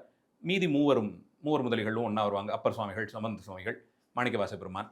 இந்த அடியார்களை கொண்டாடுதல்னு நீங்கள் சொல்லும்போது அந்த சபையில் எல்லாரும் இருக்கும்போது சுந்தரர் நேராக போய் அவர் விரண்மிண்ட நாயனார் வந்து தடுத்து நிப்பாட்டுறது அதெல்லாம் அங்கே தானே நடந்தது. அடியார்கள் சிறப்பு அந்த தலத்துக்கு தேவாசிரியன் மண்டபத்தில் சுந்தர திருத்தொண்டர் தொகையும் அங்கே தானே பாடுறார். இப்போ அடியார்களை கொண்டாடுற அந்த சிறப்பிற்காக அதுக்காகவே ஸ்பெஷலாக ஒரு 4 நாட்கள் விழா. அதில் 4 பெருமக்கள், அவங்களோட அதிகார நந்தி பெருமான், சண்டிகேஸ்வரர், இவங்கள்லாம் விநாயகர் சுப்பிரமணியர் கூட வருவார் எல்லா உற்சவத்துக்கும். ஒரு சின்ன கேள்வி இதில், அதிகார நந்தின்னு எப்போ சொல்கிறோம்? நந்தியம் பெருமான் அதிகார நந்தி வாசலில் கையில் திருப்பிரம்போடு நிற்கக்கூடியவர். திருக்கைலாயத்தினுடைய வாசலில் யார் உள்ளே போகிறது வர்றதுங்கிறதெல்லாம் அவருடைய நியமனம் தான். ரிஷப தண்டம்னு சொல்லக்கூடிய அந்த அறத்தின் சின்னமான இடவ தண்டத்தை கையில் ஏந்திருப்பார். அவருக்கு மான்மழு உண்டு, நெற்றிக்கண் உண்டு, ஜடாமுடி உண்டு. சிவபெருமானுடைய அதே ஸ்வரூபம், சாரூபமான அந்த ஒரு ஸ்வரூபத்திலே இருக்கக்கூடிய நிலையில் அவர் இருப்பார். அவருக்கு மனித முகமாகவும் காட்டுவாங்க. ரிஷபத்தினுடைய முகமும் உண்டு, குரங்கு முகமும் சொல்லப்பட்டிருக்கு. குரங்கு வடிவத்திலையும் இருப்பார். சில கோயில்களில் இருக்கவும் பார்க்கிறோம். அவர் தான் அதிகார நந்தி. இங்கே சோழர்கள் காலத்திலே கடைசி கோபுரம் உள்ள நுழையும் போது இடதுகை பக்கம் மாடத்திலே அதிகார நந்தி பெருமானை எழுந்துள்ளப்படும் பார்த்துருக்கேன். இது கல்லாலான திருமேனியாகவும் இருக்கும், ஐம்பொன்னாலான திருமேனி ரெண்டுமே இருக்கும். திருவாரூரில் ரொம்ப அழகான ஒரு ஐம்பொன் திருமேனி அவர் அங்கே தான் இருப்பார். அந்த எம்பெருமானை இந்த ஒரு 4 நாட்கள் நிறைய. ஏன் இந்த கேள்வி கேட்டேன்னா, நிறைய பேருக்கு வந்து நந்தியம்பெருமான் தான் வந்து அதிகார நந்தி. இவர் வாகனமாக இருப்பதும் அதிகாரமூர்த்தியாகவும் இருக்கிறதுல பேதம் உண்டு. அதுதான் கேட்குறேன். அதனால இந்த அதிகார நந்தியம்பெருமான், அப்புறம் சண்டேஸ்வரி, இவங்க எல்லாரும் ஒரு 4 நாள் உற்சவம். அதற்கு அடுத்து பார்த்தீங்கன்னா கரெக்டாக அன்னைக்கு தண்டியடிகளுடைய குரு பூஜை வரும். தண்டியடிகள் திருவாரூருக்கே வாய்த்த ஒரு அடியார். அதில் பேர்பட்டவர்னா கண் பார்வை இல்லாத நிலையிலே அவர் செய்த பணி. அப்போ எம்பெருமான் உள்ளுரை பொருளாக அவருக்கு காட்சி கொடுத்தார். இன்றைக்கும் திருவாரூரில் அந்த குளத்தங்கரையில் பார்த்தீங்கன்னா காட்சி கொடுத்தார் சன்னதின்னு ஒரு சன்னதி இருக்கும். அதில் ரிஷபாந்திக மூர்த்தின்னு நாம் சொல்லுவோம். சுவாமி வந்து கிருஷ்ணர் மாதிரி காலை ஒரு பக்கம் மடக்கிக்கிட்டு 2 திருக்கரங்கள், ஒரு கரத்தை தொடையில ஊன்றிக்கொண்டு மற்றொரு கரத்தை நந்தியம்பெருமான் மேலே வச்சுட்டு நிற்பார். அது ரொம்ப அழகாக இருக்கும். கல்யாண மாப்பிள மாதிரி இருப்பார் சுவாமி எம்பாடம். அந்த ஆச்சரியமான ஒரு திருவுருவம் திருவாரூரில் உண்டு. அவரை காட்சி கொடுத்தாருன்னு சொல்லுவாங்க. தண்டியடிகளுக்கு காட்சி கொடுத்தவர். இந்த பக்தோற்சவம் 4 நாள் முடித்து பைரவருக்கு ஒரு நாள் உற்சவம். அது ஒரு நாள் உற்சவமாக நடக்கும். அதுவும் ஒரு ஆச்சரியமான சோழர் காலத்திய திருமேனி பைரவருடைய திருவுருவம். அவருக்கு அன்று விசேஷ அபிஷேகங்கள்லாம் செய்து ஒரு நாள் புறப்பாட்டில் அவர் எழுந்தருளி வருவார். அது ஒரு ஒரு பந்தனம் பண்ற மாரி எதுவும் சிரமங்கள்லாம் இல்லாம நடக்கிறதுக்கு. அவர் போயிட்டு வந்து அதுக்கு அடுத்த நாள் தண்டியடிகள் குரு பூஜையை முன்னிட்டு இவருக்கு புறப்பாடு. காட்சி கொடுத்தார்ன்னு சொல்லப்படுற அந்த எம்பெருமான் அது ஒரே நாள் புறப்பாடு. அவர் புறப்பட்டு வீதியெல்லாம் எழுந்தருளுவார். நால்வர் பெருமக்களோட அதெல்லாம் போயிட்டு வருவாங்க. இது எல்லாம் முடிச்சதோட இந்த ஒரு ஒரு ஒரு ஒரு பகுதி முடியுது. 3ல ஒரு பகுதி இந்த இடத்துல முடியுது. அதற்கு அடுத்த நாட்கள் தொடர்ந்து நமக்கு சந்திரசேகர பெருமான் அப்பதான் வர ஆரம்பிப்பார். அவரை தியாகராஜா சந்நிதிக்கு கொண்டு போய் தியாகராஜ பெருமான் அவருக்கு பட்டம் கட்டி நம்முடைய ஸ்தானத்திலே நீர் போயிட்டு வாரும்னு சொல்லி அனுப்பி வைப்பார். தியாகராஜர் கிளம்ப மாட்டார். அவர் போறதில்ல. இவர் எல்லாரையும் அனுப்பி வைப்பார். அதனால அவர் புறப்பட்டு போய் அவர் வீதி எழுந்தருளி ஒரு 5 நாட்கள் இந்த சந்திரசேகருடைய கேடக உற்சவம் இதெல்லாம் தொடர்ந்து நடக்கும். அவர் கேடயத்திலேயே புறப்பட்டு போய் வருவார். இதெல்லாம் முடிச்சு தான் இது ஒரு நடுவுல ஒரு சின்ன பகுதி. அடுத்தது தியாகராஜ பெருமானுடைய அந்த முக்கிய பகுதியாக இருக்கக்கூடிய அந்த அவர் ஆவிர்பவித்த நாள். அது முன்பே சொன்னது போலே பங்குனியிலே வரக்கூடிய கிருத்திகை நட்சத்திரம். அதை முன்னிட்டு அதற்கு முந்தைய நாள் பங்குனியிலே வரக்கூடிய பரணி நட்சத்திரத்துல மூலஸ்தானத்தில் இருக்கக்கூடிய புற்றிடம் கொண்டாருக்கு சகசரகலசாபிஷேகம். 1000 குடங்கள்ல தீர்த்தம் பூரித்து அது சைவாகம முறைப்படி அதற்கு கிரியைகள் எல்லாம் செய்து முடித்து அதை கொண்டு போய் மூலஸ்தான மூர்த்திக்கு அபிஷேகம் செய்யணும். நான் அவள் புற்று மண்ணாலான திருமேனி, அதனால முழுக்க நவநீதத்தால ஒரு கவச்சம் போட்டு வெண்ணெய் முழுக்க சேர்த்து அவர் திருமேனி முழுக்க வெண்ணெயாலே ஒரு கவச்சம் இட்டு இந்த 1000 கலசங்களால் ஆன அபிஷேகம் மகாபிஷேகமாகி பெரிய பிரசாதம் எல்லாம் கண்டருளச் செய்து அவர் அந்த திருமேனியிலேருந்து தானே ஆவிர்பவிச்சாருங்கிறதுனால அவரை அன்று கொண்டாடி அடுத்த நாள் இந்த வசந்த உற்சவம் கார்த்திகை நட்சத்திரத்திலே வரக்கூடிய வசந்தோற்சவம். வசந்தோற்சவத்தன்றைக்கு மாலை தான் நிகழ்ச்சியே. சாயரட்ச பூஜையெல்லாம் ஆகி முடித்து தியாகராஜா அந்த குறிப்பிட்ட நேரத்தில் புறப்படணும். தியாகராஜா புறப்படுறாருன்னா அது ஒரு பெரிய இண்டஸ்ட்ரியல் ப்ராசஸ். யாரெல்லாம் இருக்கிறவங்க அவ்வளோ பேரையும் முதல்ல வெளில அனுப்பணும். யார் யார் உள்ளே இருக்கணுமோ அவங்கள மட்டும் உள்ளே சேர்க்கணும். தெற்கு கதவு வழியாக அவர் புறப்பட்டு வரணும். அதனால் அங்கே ஆயிரக்கணக்கில் அடியார்கள் கூடிடுவாங்க. அர்ச்சகர்களுக்கு அதில் ஒரு பங்கு உண்டு. அவங்க செய்ய வேண்டிய பணியெல்லாம் இருக்கும். அதுக்கப்புறம் எழுந்தருளை பண்ணுறவங்களோட ஒரு பணி இருக்கும். அந்த அந்த பிள்ளைத்தண்டுன்னு சொல்லக்கூடிய அந்த தண்டில் வச்சு கட்டுறது அது ரகசியம். அது யாருக்கும் தெரியாது. அதுக்கு ஏற்பட்டவர்கள் மட்டும் மேலே ஒரு பெரிய செதர் போட்டுக்கிட்டு உள்ளே போய் அதை யாரும் பார்க்காதபடிக்கு அதை கட்டி எல்லாம் முடிப்பாங்க. அதுக்கான பொருள் எல்லாம் நால்வர் சன்னதியில் ஒரு சின்ன அறையில் இருக்கும். அதை போய் அங்கேருந்து திறந்து யாரும் பார்க்காதபடிக்கு இவங்க அதை ஒரு பெரிய மூட்டையில் கட்டி பார்க்க மாட்டாங்க. இந்த தண்டு அவங்க அளவுக்கு ஒரு ரகசியம், எழுந்தருள் பண்ணுறவங்க பகுதிக்கு அவங்களுக்கு ஒரு ரகசியம். இது எல்லாம் ஒரு சேர யாருக்கு பெருமான் அனுகிரகம் பண்ணுறாரோ அவருக்கு அந்த அருள் அந்தபடி தான். அதனால் அவங்கவங்க பகுதிக்கு ஒரு விஷயத்தை பாதுகாப்பாங்க. அந்த மாதிரி அவர்கள் அது எங்கெங்கேருந்தோ அந்த பொருள் எல்லாம் வாங்கி வந்து அவங்க உள்ளது என்ன பண்ணுறாங்க எப்படி கட்டுறாங்களோ அது அவங்களுக்கு மட்டும்தான் தெரியும். அந்த அளவுக்கு அதை போர்த்தி கொண்டு மேலே பெரிய சதற்குள்ளே போய் அவங்க அதெல்லாம் கட்டி முடித்து அது 8 மணிக்கு மேலே அப்படி தான் நேரம் சொல்லிடுவாங்க. அது எப்போ ஆகுதோ அது சுவாமி திருவுள்ளம். அந்த படிக்கு புறப்படுவார். டைம் அது ரொம்ப துல்லியமாக சொல்ல முடியாது. தியாகராஜா அது முழுக்க அவர் கண்ட்ரோலில் தான் பண்ணுவார். அவர் நம்ம அதை பண்ணினோன்றதுக்கு அங்கே இடமே கிடையாது. 7 மணிக்கு மேலே 8 மணிக்கு மேலேன்னு போட்டுருவாங்க. அது அந்த நேரத்துக்கே ஆயிடலாம், 1/2 மணி கூட ஆகலாம், முன்ன கூட 1/4 மணி நேரம் ஆகலாம். அவர் சங்கல்பத்தில் அதை செஞ்சிருவார். அந்தபடிக்கு எழுந்தருள்வார். எழுந்தருளி வரும்போது அன்றைய தினம் தியாகராஜா எழுந்தருள்றாருன்னா கீழே முழுக்க பட்டு விரிக்கணும். அவர் அப்படியே வீதியில் வர முடியாது. அதனால் இப்போ பட்டெல்லாம் முடியலனாலும் பருத்தியிலையாவது விரிப்போம்னு இப்போ இருக்கக்கூடிய சில அடியார்கள், அதுவும் இளைஞர்கள் திருவாரூரிலே சமீப காலங்களாக இது ஒரு பெரிய முயற்சியாக எடுத்து உள்ளபடியே மிகுந்த சிரத்தையோடு அது பாராட்டப்பட வேண்டிய ஒரு பெரிய பணி. ரொம்ப முழுக்க தேருக்கு போறாருன்னா தேர் வரைக்கும் கீழே அந்த பட்டு போல அந்த பருத்தியை விரித்து அதிலே பெருமான் நடக்கிறபடிக்கு செய்யணும். அவருக்கான விதானங்கள்லாம் சொல்லப்பட்டிருக்கு. இந்த வசந்தம் திருநாளில் அவர் வசந்த மண்டபம் ஒன்று உண்டு. யாகசாலை பக்கத்திலே தெற்க பார்த்து ஒரு பெரிய மண்டபம் நல்ல உயரமாக எழுப்பி கட்டியிருப்பாங்க. அதை முழுக்க வெட்டி வேரால் அலங்காரம் பண்ணுவாங்க. அத்தனை தூண்களையும் வெட்டி வேரால் கட்டி அலங்காரம் பண்ணி மறுக்கொழுந்து தவனம் இந்த வசந்த காலத்திற்கான மலர்கள் இதெல்லாம் வைத்து அது மண்டபமே முழுக்க மலர் மண்டபம் மாதிரி அதை அலங்காரம் செய்து அதில் தியாகராஜ பெருமான் எழுந்துடணும். இப்போ சன்னதியிலேருந்து அவர் ரஜபா தாண்டவம் ஆடிக்கொண்டு முன்ன போய் பின்ன வந்து எல்லாரும் பூ தூவி வரவேற்க புறப்பட்டு வருவார். உள்ளபடியே அந்த அந்த அந்த மாலை வேளை கதகதப்பு இந்த வாசம் இதெல்லாம் பார்க்கும்போது ஓஹோ வசந்தம் இதுதான் போல இருக்கு, இது இவர் வந்ததுனால தான் உலகம் இவ்வளோ அழகாச்சு போல இருக்கு, இவர் ஆவிர்பவித்ததுனால இவ்வளோ வண்ணங்கள் சூழ்ந்தது உலகத்தில், காயெல்லாம் கனிந்தது, நம்ம மனசுக்கு இதெல்லாம் ஒரு நன்மை செய்ய ஒரு சாட்சி போல இருக்கும். அதுவரை அமைதியாக இருந்த இடத்துல ஒரு குயில் வந்து அவ்வளோ அழகாக கூவுதுன்னா சுவாமி வராருங்கிற சந்தோஷத்தில் அதுவும் கூவுது. அந்த மாதிரி இதெல்லாம் எடுத்துக்கொண்டு பெருமான் புறப்பட்டு வந்து பழவர்க்கங்களால் முழுக்க அலங்காரம் பண்ணி தோரணங்கள்லாம் கட்டி அந்த மண்டபமே இது ரொம்ப அழகாக அலங்காரம் பண்ணுவாங்க. அதில் எழுந்தருளி சுவாமி வசந்த மண்டபத்தில் காட்சி தருவார். அப்போ அந்த அஜபா நடனம் மாதிரி எப்போ புறப்பட்டாலும் அந்த இதில் தான் வருவார். எப்போ புறப்பட்டாலும் அஜபா தாண்டவம் தான். எங்கே எழுந்தருள்றதா இருந்தாலும் தாண்டவத்தோட தான் சுவாமி வருவார். அதனால தான் அது அவர் எழுந்தருளை பண்ணுறது ரொம்ப சாமானிய காரியம் இல்லை. அப்படி புறப்பட்டு அவர் வசந்த மண்டபத்தின் மேலே போய் எழுந்தருளி இருந்து அங்கே இன்னொரு சாயரட்சை, அங்கே கிருஷ்ணகந்த சாயரட்சைன்னு நடக்கும். சுவாமிக்கே ஏற்பட்ட அந்த கிருஷ்ணகந்தம்னு சொல்லக்கூடிய அந்த கருப்பு சாந்து ஒன்று, அது பல திரவியங்கள்லாம் சேர்த்து போட்டு அரைத்து காய்த்து அதுலேருந்து தைலம் எல்லாம் தயாரித்து வரணும். அது ஒரு ரகசியம். அது தனியாக செய்கிறவங்க இருக்காங்க. அவங்களுக்கு மட்டும்தான் அந்த பொருட்கள் தெரியும். அதை ஒரு தனி ரகசியமாக அவங்க அதை தயார் பண்ணி வசந்தோத்சவ தண்ணிக்கு தான் அந்த ஆண்டுக்கானதை சேகரித்து கொண்டு வந்து தருவாங்க. அது ஒரு ஒரு பாத்திரத்தில் கிண்ணத்தில் வரும். அது முழுக்க புறப்பாட்டுக்கு போயிட்டு வரும். வீதியிலேயே அது போயிட்டு வரும். ஏன்னா சுவாமிக்கு முக்கியமான உபச்சாரங்கிறதுனால சுவாமி போகிற வீதியிலே இதுவும் போயிட்டே வரும். அந்த கிருஷ்ணகந்தத்தை சாத்தி ஒரு சாயரட்சை ஆகும். 2ஆங்கால சாயரட்சை அது. அந்த சாயரட்சைக்கு சுந்தரரே எழுந்தருள்வார். பதஞ்சலி வியாகரபாதரோட சுந்தரர் எழுந்தருளி தோள்லேயே நின்றுகிட்டு தியாகராஜாவுடைய சாயரட்சையை அவர் பார்ப்பார். முழுக்க அவர் தரிசனம் பண்ணிப்பார் சுந்தரர். முடிச்ச உடனே இந்த இந்த இந்த வசந்த காலத்தினுடைய குறிப்பில் கண்களுக்கு காட்சிகள் உண்டு, செவிக்கு நல்ல இசை உண்டு, நறுமணம் உண்டு. இதெல்லாம் தொடு உணர்ச்சி அந்த தென்றலில் வந்துடும். இதெல்லாம் வந்துடும். சுவை ஒன்று இருக்குல்ல, இனிமை இருக்கணுமே. அதனால் சக்கரை பொங்கல் பாவாடை முழுக்க விரித்து சுவாமி முன்னாடி பெரிய பாவாடையாக சக்கரை பொங்கல் நிறைய பண்ணி அதெல்லாம் கண்ட்ரோல் பண்ணி முடிச்சுட்டு விநியோகமாக இல்லாமல் அதை அள்ளுப்பாவாடைன்னு விட்டுடுவாங்க. அதாவது கோயில்காரங்களுக்கானதை முதல்ல குருக்கள் கடை எடுத்து தனியாக வச்சுடுவாங்க. அர்ச்சகர்களுக்கெல்லாம் உங்கள் சாமர்த்தியத்துக்கு நீ உள்ளே பூந்து அள்ளி எடுத்து சாப்பிட்றது. அதுதான் உள்ளபடியே சுவை. அது வரிசையை கட்டி நிற்க வச்சு தொன்னையில் கொடுத்தாலும் என்ன இருந்தாலும் இவ்வளோதானேன்னு தோணும். நீ எடுத்துக்கோன்னு சொன்னால் 2 கையில் அள்ளி அப்போ நிறைவான ஒரு மகிழ்ச்சியை வசந்தன் காட்டி கொடுத்து தியாகராஜா ஆவிர்வவிச்சிட்டாருன்னா மகிழ்ச்சிக்கு என்ன குறைச்சல்? இனிமேல் கவலையெல்லாம் தீர்ந்ததுங்கிற சந்தோஷம் தானே. அந்த மாதிரி ஒவ்வொன்றும் இப்படி நுணுக்கி இதை ஏற்பாடு பண்ணி வச்சிருக்கிறதெல்லாம் பார்க்கும்போது எவ்வளோ ஒரு அனுபவத்தை ஒரு விழா கொடுக்கிறது, எவ்வளோ பக்குவத்தை அது தரும்னு பார்க்க முடிகிறது. அன்றைய தினம் இன்னொரு காரியக்கிரமம் பாதி ராத்திரிக்கு மேலே அன்னைக்கு 8 திக்கில் கொடியேறும். அஷ்டகொடின்னு சொல்லி இது சைவாகமங்கள் சொல்லி இருக்கு. சில கோயில்களில் இன்னைக்கும் நடைபெறுகிறது. மதுரையிலே தெரிந்து திருவானைக்கா வைத்தீஸ்வரன் கோயிலெல்லாம் இன்னும் நடைபெறுவதாக அறிகிறேன். இதே மாதிரி திக்குக்கு ஒன்றாக 8 கொடி. சிதம்பரம் இல்லை, சிதம்பரத்தில் எனக்கு நினைவில்லை. இருக்கலாம் எனக்கு சரியா தெரியல. இந்த 8 திக்கும் கொடியேறுற ஒரு வழக்கம் சைவாகமங்கள் சொல்லியிருக்கிறத உத்தமோத்தமமான கோயிலாக இருக்கிறதுனால இங்கேயும் கடைபிடிப்பாங்க. அந்தந்த திக்குக்குரிய திக்பாலகர்களுடைய வாகனம் பொறித்து யானை செம்மறியாடு இதெல்லாம் பொறித்து அந்தந்த கொடி ஏறும். அப்போது அந்த தேவாசிரியன் மண்டபத்தில் இருக்கக்கூடிய ஓவியங்களில் இந்த விழா 1800கள் எப்படி நடந்ததுன்னு காட்டும்போது பூத நிறுத்தம்னு சொல்லும்படியான ஒரு ஒரு ஒரு காரியக்கிரமம் இருக்குது. அதில் தேவரடியார் ஆடுறாங்க.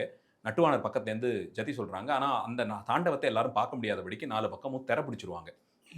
உள்ளுக்குள்ளே அவங்க ஆடுவாங்க. ஏன்னா மேலே இருந்து ஆகாசத்தில் போகிற பூதகணங்கள் அதை பார்த்து அவங்களுக்கான பலியாக அதை ஏற்றுக்கொள்ளும்.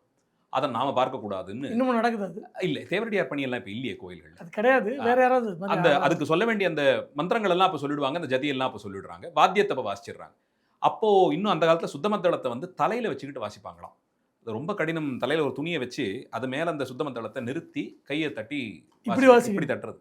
அதுவுமே ஒரு ஓவியத்தில் வரும். அந்த மாதிரி எல்லாம் 8 திக்கிலையும் செய்ய வேண்டிய கிரியைகள்லாம் முடிச்சு அன்னையிலிருந்து 7 நாட்கள் வாகன புறப்பாடு. அன்னைக்கு கேடயத்தில் சந்திரசேகரர் புறப்படுவார். தியாகராஜா போக வேண்டிய வாகன புறப்பாட்டை சந்திரசேகர்கிட்ட கொடுத்துருவார். சந்திரசேகர் புறப்பட்டு போயிட்டு வருவார். இதெல்லாம் முடிச்சு பாதி ராத்திரிக்கு மேலே தியாகராஜா புறப்பட்டு திருப்பி யதாஸ்தானத்துக்கு போயிடுவார். இதுதான் வசந்தோத்சவத்துக்கான காரியக்கிரமம். இது மாலையிலேருந்து ஆரம்பித்து பாதி ராத்திரிக்கு மேலே போய் முடியும். இது வரைக்கும் வாகனத்தில் சந்திரசேகரர் தான். இது வரைக்கும் வாகனங்கள் எல்லாமே கேடயமாக தான் இருந்திருக்கும். மீதி எதுவும் விசேஷ வாகனங்கள் இல்லை. இன்னிலேருந்து ஆரம்பிச்சு தான். இன்னைக்கு கேடயத்தில் போயிட்டு வந்துடுவார். அட்டதிக்கு கொடியேறின அன்னைக்கு அது முதல் நாள் உற்சவம். 2வது நாள் உற்சவத்துக்கு இந்திர விமானத்தில் புறப்படுவார். இந்திரன் பூஜை பண்ண போது அங்கே இந்திரலோகத்தில் இருந்த விமானம் அது. இந்திர விமானத்தில் புறப்படுவார். 3வது நாள் பூத வாகனத்தில் போவார். சிவபூதமாக ஒரு பெரிய பூதம், அதன் மேலே ஏறி சந்திரசேகர் போவார். 4வது நாள் கஜவாகனம் யானை வாகனத்தில் 4வது நாள் போவார். அது பெரிய வெள்ளி யானை, அதில் புறப்பட்டு போயிட்டுருவார். 5வது நாள் ரிஷப வாகனம், அதுவும் மிக பிரம்மாண்டமான பெரிய ஒரு ரிஷபம் அது. அதன் மேலே எழுந்தருளி சுவாமி வீதி போயிட்டு வெள்ளி ரிஷபம். 6வது நாள் கைலாச வாகனம், அதில் இந்த ராவணேஸ்வரனுடைய கர்ப்பபங்கம் பண்ணினதை காட்டித்தரா மாதிரி அவனுடைய வடிவம் பொறித்து ஒரு பெரிய கைலாய வாகனம், அதில் சந்திரசேகரர் போவார். ஆனால் 6வது நாள் கார்த்தாலேயே சுவாமியினுடைய கட்கம் இருக்குல்லையா, அந்த வீரகட்கம் ஞானகட்கம் 2 வாள் இருக்குமே, அதில் அந்த வீர கட்கம் கார்த்தாலேயே புறப்பட்டு போய் தேரில் சேர்ந்துடணும். ஏன்னா இந்த இந்த கடைசி ஒர்க்கெல்லாம் தேரில் அப்போ தான் அவசர அவசரமாக நடந்து முடிக்கும். எல்லா விதமான வேலைகளும் இருக்கும். அதில் எலக்ட்ரீஷியனுக்கு வேலை உண்டு, மைக் செட் பண்ணணும், தேருக்குள்ளேயே பண்ணணும், ஏகப்பட்ட வேலைகள் உண்டு. ஸோ அதுக்கான அந்த செக்யூரிட்டி இதெல்லாம் சேஃப்டி செக் எல்லாம் இருக்கும், ஃபயர் சேஃப்டி செக் இருக்கும். ஏகப்பட்ட கவர்மெண்டல் ஏஜென்சிஸ் அதில் இன்வால்வ்ங்கிறனால அவங்கெல்லாம் அவங்களுடைய செக்கெல்லாம் பார்ப்பாங்க. பிரேக் சிஸ்டம்ஸ் இதெல்லாம் இது ஒரு சைடில் இத்தனை நாளும் தனியாக அது பாட்டு நடந்துகிட்டு இருக்கும். அது முழுக்க கோயில் பணியாளருடைய உதவியோடு இப்போது அந்த திருக்கோயிலினுடைய நிர்வாக அரங்காவலர்களாக பரம்பரை அரங்காவலர்களாக இருந்து வரக்கூடிய வடபாதிமங்கல மரியாதைக்குரிய தியாகராஜ முதலியார் பரம்பரையில் வந்தவங்க தான் பார்த்துக்கிறாங்க. அவங்களே இப்போது திரு ஸ்ரீதர் ரங்கநாதன் அவர் தான் அந்த ஃபேமிலி ரெப்ரஸன்டேட்டிவாக இருந்து பண்ணுறாரு. சமீபத்தில் தான் அந்த ஸ்ட்ரக்சர் எப்படிப்பட்டது, அவர் he's an engineering graduate fame right and he runs company, அதெல்லாம் தனியாக இருக்குது.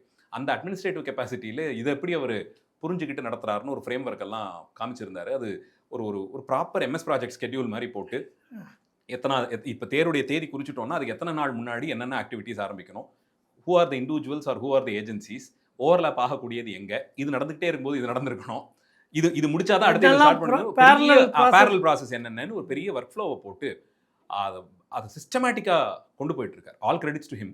So he is running the entire show in building this thing which is one of its kind in the whole world.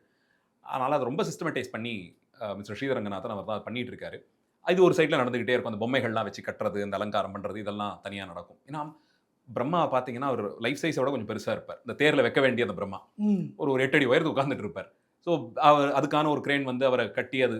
And ரெண்டாவது ஒரு பொம்மை வடிவம் அது. You cannot ரொம்ப இதுவாகவும் handle பண்ண முடியாது. பத்திரமா அவரை மேலே ஏற்றுறது, 4 பெரிய பெரிய குதிரைகள், வியாழம், ஒவ்வொன்றா எல்லா திக்குக்கும் என்னென்ன பொம்மைகள் வரணும்னு பார்த்து கட்டி ஏற்றி, இது that's and very complicated industrial process. அது பாட்டுன்னு போயிட்டுருக்கோம். அன்னைக்கு தேர் மேலே இந்த கட்கத்தை கொண்டு போய் ஈசான்யத்தில் வச்சுருவாங்க. எந்த விதமான தோஷங்கள்லாம் இல்லாமல், எந்த சிரமமும் இல்லாமல். ஏன்னா சுவாமியினுடைய அஸ்திரம் ஒரு இடத்துக்கு எழுந்தருளிட்டு அந்த இடம் வந்து புண்ணியாவச்சனம் பண்ண மாதிரி அது சுத்தி ஆகிடுது அந்த இடம்னு. அதனால காத்தால அந்த முகூர்த்தம் ஒன்று இருக்குது. அந்த குறிப்பிட்ட லக்னத்தில் புறப்பட்டு போய் தேரில் அந்த கட்கத்தை வச்சு கட்டிடுவாங்க. அன்று மாலை இந்த கைலாச வாகனம், அது 6ஆம் திருநாள், அது கடகடன்னு முடிச்சுட்டு வந்த உடனே எப்படி வசந்தோத்சவமோ அதே மாதிரி தியாகராஜா புறப்பட்டு தேருக்கு போகணும். அப்போ வீதிகள் எல்லாம் அலங்காரம் பண்ணி, சமீப காலங்களாக அந்த இளைஞர்கள் அந்த நடவரம் பந்தல், சுவாமி வெளில வர அந்த பந்தல் முழுக்கவும் பெரிய பெரிய பெரிய பேனர்ஸ் மாதிரி டிசைன் பண்ணி அதில் தியாகராஜனுடைய வெவ்வேறு திருநாமங்கள், திருமுறைகளில் பெரிய புராணத்தில் குறிப்பாக சேக்கிடார் சொல்லக்கூடிய நாமங்கள், முன்னிலும் மும்மடங்கு பின்னழகர், கிங்கினி காலழகர், அம்பிக்காதழகர், செண்பகத்தோடழகர், செங்கழு நீர் தாமத்தார், இப்படியெல்லாம் அவருக்கு இருக்கக்கூடிய அடிக்க 1000 பொன்னளந்த பெருமான், தேவரகண்ட பெருமான், கருணாகர தொண்டைமான், இந்த அழகான நாமத்தெல்லாம் போட்டு போட்டு வருக வருக வருக வருகன்னு அவரை வரவேற்கிற மாதிரி அந்த நடவர பந்தல் முழுக்க மேலே அழகாக கட்டியிருப்பாங்க. இந்திரன், தேவேந்திரன், முச்சுக்குந்த சக்கரவர்த்தி, திருமால், மகாலட்சுமி, சுந்தரமூர்த்தி சுவாமிகள், 4 பெருமக்கள், இவங்களுடைய பெரிய பெரிய அலங்காரம் பண்ணப்பட்ட பதாகைகள்லாம் கூட புடை சூழ வரா மாதிரி எல்லாம் இந்த இளைஞர்கள் ரொம்ப பெரிய ஒரு காரியத்தை சிறப்பாக பண்ணிட்டு வராங்க. அப்படி தியாகராஜா தேருக்கு புறப்பட்டு உள் மண்டபம் பிரகாரத்தை முடிப்பார். அதுக்கு முன்னாடி நீலோத்பலாம்பாள் எழுந்தருளிடுவாங்க. அந்த அம்பிகை வந்த பிறகு தான் தியாகராஜா வருவார். அது என்னன்னா திருவருள் பெற்ற பிறகு தான் தியாகராஜ தரிசனம் நடக்கும். மீதி எல்லா கோயிலையும் சுவாமியை தரிசனம் பண்ணி நீங்கள் அம்பிகை அம்பாள் சந்தைக்கு போவீங்க, சிவப்பிரசாதமாக அம்பாள்கிட்ட வரலாம். திருவாரூரில் அம்பிகையை முன்னிட்டு, அதாவது நீலோத்பலாம்பாள் அருள் வடிவம், அருளால் தீண்டப்பட்டால் தான் தியாகராஜ தரிசனமே. அது இல்லாமல் தியாகராஜா கிட்ட போக முடியாது. அருள் இருந்தால் மட்டும்தான் தியாகராஜா கிட்ட போக முடியாது. அதனால நீலோத்பலாம்பாள் முதல்ல எழுந்தருள்வாங்க. அவங்களுக்கு காட்சி தர மாதிரி சுவாமி வெளில எழுந்தருள்வார். அந்த அஜபா தாண்டவம் அம்பிகையினுடைய அருள் வடிவம், சிவன் அருள் அம்பிகைன்னா அந்த அருளினாலே நினைக்கப்பட்ட உயிர்களுக்கு தியாகராஜ தாண்டவ தரிசனம் பிராப்தமாகுது. அப்படி தாண்டவம் ஆடிக்கொண்டே சுவாமி வருவார். பின்னாடி அம்பாள் இப்படி புறப்பட்டு பஞ்சமூர்த்திகளும் தேருக்கு போகிறது. விநாயகர், சுப்பிரமணியர், சண்டிகேஸ்வரர் எல்லாரும் புடைசூழ போய் இது முழுக்க வீதியெல்லாம் ஆடிக்கொண்டே போவார். முழுக்க அவருடைய திட்டம் என்னவோ, அது யார் யாருக்கு எப்படி தரிசனம் தருவாரோ, எந்த பக்கம் திரும்புவாரோ, எங்கே ரொம்ப நேரம் ஆடுவாரோ, அது யாரோ ஒருத்தருக்காக அங்கே நின்று தெரியவாரா சுவாமின்னு அழுதுட்டு இருக்கிற ஒரு அடியாருக்காக அங்கே வந்து நின்று ஆடுவார். இது ரூட் எல்லாம் ஸ்டாண்டர்ட் ரூட். அது எல்லா வருஷமும் அதே வழியாக தான் வருவார். அது கூடி போச்சுன்னா ஒரு 1/2 கிலோமீட்டர் தூரம் தான் மொத்தத்தில் இருக்கும், 3/4 கிலோமீட்டர் தூரம் இருக்கும் மேக்ஸிமம் போச்சுன்னா. ஆனால் அது நேரம் எவ்வளவு ஆகுது, எந்த பக்கத்தில் நகர்ந்து போயிடுறார், திருப்பி பிடிச்சி இழுத்துக்கிட்டு வர்றது, இது முழுக்க அவருடைய திட்டத்தின்படியே தான் நடக்கும். அதுதான் சொல்கிறது. அந்த அந்த அந்த எந்த ஒரு பக்கம் போனார் இல்லையா அவர், அங்கே யாரோ ஒரு அடியார் உள்ளன்போடு எனக்கு இந்த தரிசனம் கிடைக்குமான்னு கதறி நின்றுட்டு இருக்கார். அவருக்காக அங்கே போய் 2 நிமிஷம் பார்த்தியா, நல்லா பார்த்தியா, போருமான்ற மாதிரி தரிசனம் கொடுப்பார். இது வந்து உணர்ந்த அடியார்கள் நிறைய பேர் சொல்லி எழுதுது உண்டு. அதனால உள்ளன்போடு உன்னை பார்க்கறது மட்டும் வரேன், நான் வேற எதையும் துணையாக கொள்ளலைங்கிறவங்களுக்காக நேரம் தாழ்ந்து அவங்க வர வரைக்கும் நின்று கூட தரிசனம் தருவார். இந்த சிறப்பெல்லாம் அவர்கிட்ட மட்டும்தான். எதனால் டைம் ஆச்சுன்னே தெரியாது. யாரோ அந்த ஒருத்தர் வர்றதுக்காக ஆன நேரம் இது. ஏதோ திசையிலேருந்து ஓடி வரார் அவர். சிலுக்குது. அதை வந்து வெளிப்படையாக திருவாரூரில் பார்க்கலாம். தியாகராஜா கிட்ட மட்டும்தான் இதை நீங்கள் அப்படியே வெளிப்படையாக பார்க்கலாம். காத்துக்கிட்டு இருப்பார் அவங்களுக்காக. அவன் வர வரைக்கும் நிற்போன்னு ஏதான ஒரு வேலை ஓடிக்கிட்டே இருந்திருக்கும், புறப்படாமல் இருந்திருப்பார். அவங்க வந்துட்டாங்கன்னு உடனே புறப்படுவார். இந்த இதெல்லாம் அவர்கிட்ட தான் இந்த திருவிளையாடலாம் நடக்கும். அதனால தான் அடியார்கள் மண்டி கிடக்கிறது அந்த சன்னதியை. அப்படி புறப்பட்டு தேருக்கு எழுந்துருவார். தேருக்கு எழுந்துருன பிறகு வேற தியாகராஜா ராத்திரியே போய் தேரில் சேர்ந்துருவார். மறுநாள் தான் தேர். முன்னாடி நாள் சாயங்காலம் தியாகராஜா எழுந்துருவார். தேர் மேலே போய் ஆஸ்தானம் பண்ணி அங்கே எழுந்துருவார். சூரிய அஸ்தமனத்துக்கு அப்புறம் தான் புறப்படணுங்கிறது தியாகராஜா வச்சுட்டு இருக்கிற ஒரு சங்கல்பம். ஏன்னா இவர் புறப்பட்டு வந்துட்டாருன்னா கோடி சூரிய பிரகாசத்தை பார்த்து சூரியன் மறைஞ்சிடுவானா. இந்த பிரகாசம் நம்மகிட்டலேயே இது ஏதோ வித்தியாசமாக இருக்கேன்னு பயந்து போய் மறைஞ்சிடுவானா. அவன் மறைஞ்சிட்டானா உலக உயிர்கள்லாம் ஒரு நிமிஷம் ஆடி போயிடும். ஒரு நிமிஷம் என்ன ஆச்சு, இது பகல் பொழுது எப்படி இருட்டாச்சுன்னு பயப்படுமா. அந்த உலக உயிர்களுக்கு அந்த சிரமத்தை கொடுக்கக்கூடாதுன்னு சுவாமி எப்பயுமே சாயரட்சையில் தான், சாயரட்சை கண்டருளி சூரிய அஸ்தமனத்துக்கு அப்புறமா மெதுவாக தான் புறப்படுவார். ராத்திரி அப்படின்னா தேர்லேயே இருப்பார். தேர்லேயே இருப்பார். அதை முன்னாடி நாள் கார்த்தால மத்தியான பூஜை வரைக்கும் பண்ணிடுவாங்க. சன்னதியில் எல்லாம் முடிச்சிடும், லகுவா எல்லாத்தையும் பண்ணி முடிச்சுட்டு தான் கிளம்புவார் சுவாமி. மரதலிங்க அபிஷேகம் உட்பட எல்லாத்தையும் பண்ணிடுவாங்க. முடிச்சுக்கிட்டு தான் கிளம்புவார். போய் யாத்திராதாரம் பண்ணி எல்லாம் முடிச்சு புறப்பட்டு தேரில் எழுந்தருளின பிறகு வேறு எந்த தளத்திலும் இல்லாத சிறப்பாக அந்த தேவரடியார் வம்சத்திலே வந்தவர்கள், திருவாரூரில் கைங்கரியம் பண்ணிட்டு இருந்தவங்க, இவங்க வேறு ஊருக்கெல்லாம் போனாலும் அவங்க இன்னும் வராங்க. அவங்க வீடுகளில் கல்யாணமாகாத இருக்கக்கூடிய பெண்கள் சுவாமி முன்னாடி பாடி அடவெடுத்து ஆடுவாங்க.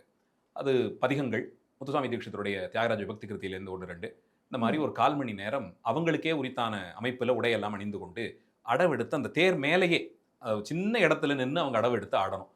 அதை பார்த்துட்டு தான் சுவாமி புறப்படுவார். அன்னைக்கு வந்து அந்த தேரில் ஏறிட்டாருன்னா அதுக்கப்புறம் நைவேத்தியம் ஒன்றும் கிடையாது சுவாமிக்கு. அவங்க வீட்டிலேருந்து பண்ணி கொண்டு வர திருமருந்து பிரசாதம் ஒன்று உண்டு. அது அந்த அடவெடுத்து ஆடுறவங்க வீட்டிலேருந்து கொண்டு வர தேவரடியார் வீட்டிலேருந்து வரணும். அது அந்த காலத்தில் அவங்க வீட்டிலேருந்தே பண்ணி எடுத்து வந்து இப்பயும் அவங்க தான் பண்ணி கொண்டாடுறாங்க. புதுசாக எல்லாரையும் ஒன்றா வச்சிருந்து மடப்பள்ளியில் பண்ணாத வேற ஒரு அக்னிக்கு எப்படி இது சம்மந்தமே கிடையாது இது. ஆனால் அவங்களுக்கு அந்த ஸ்திதி கொடுத்துருந்தார் பெருமான். அவங்களுக்கு அந்த தோஷம் இல்லைன்னு பார்த்தார்.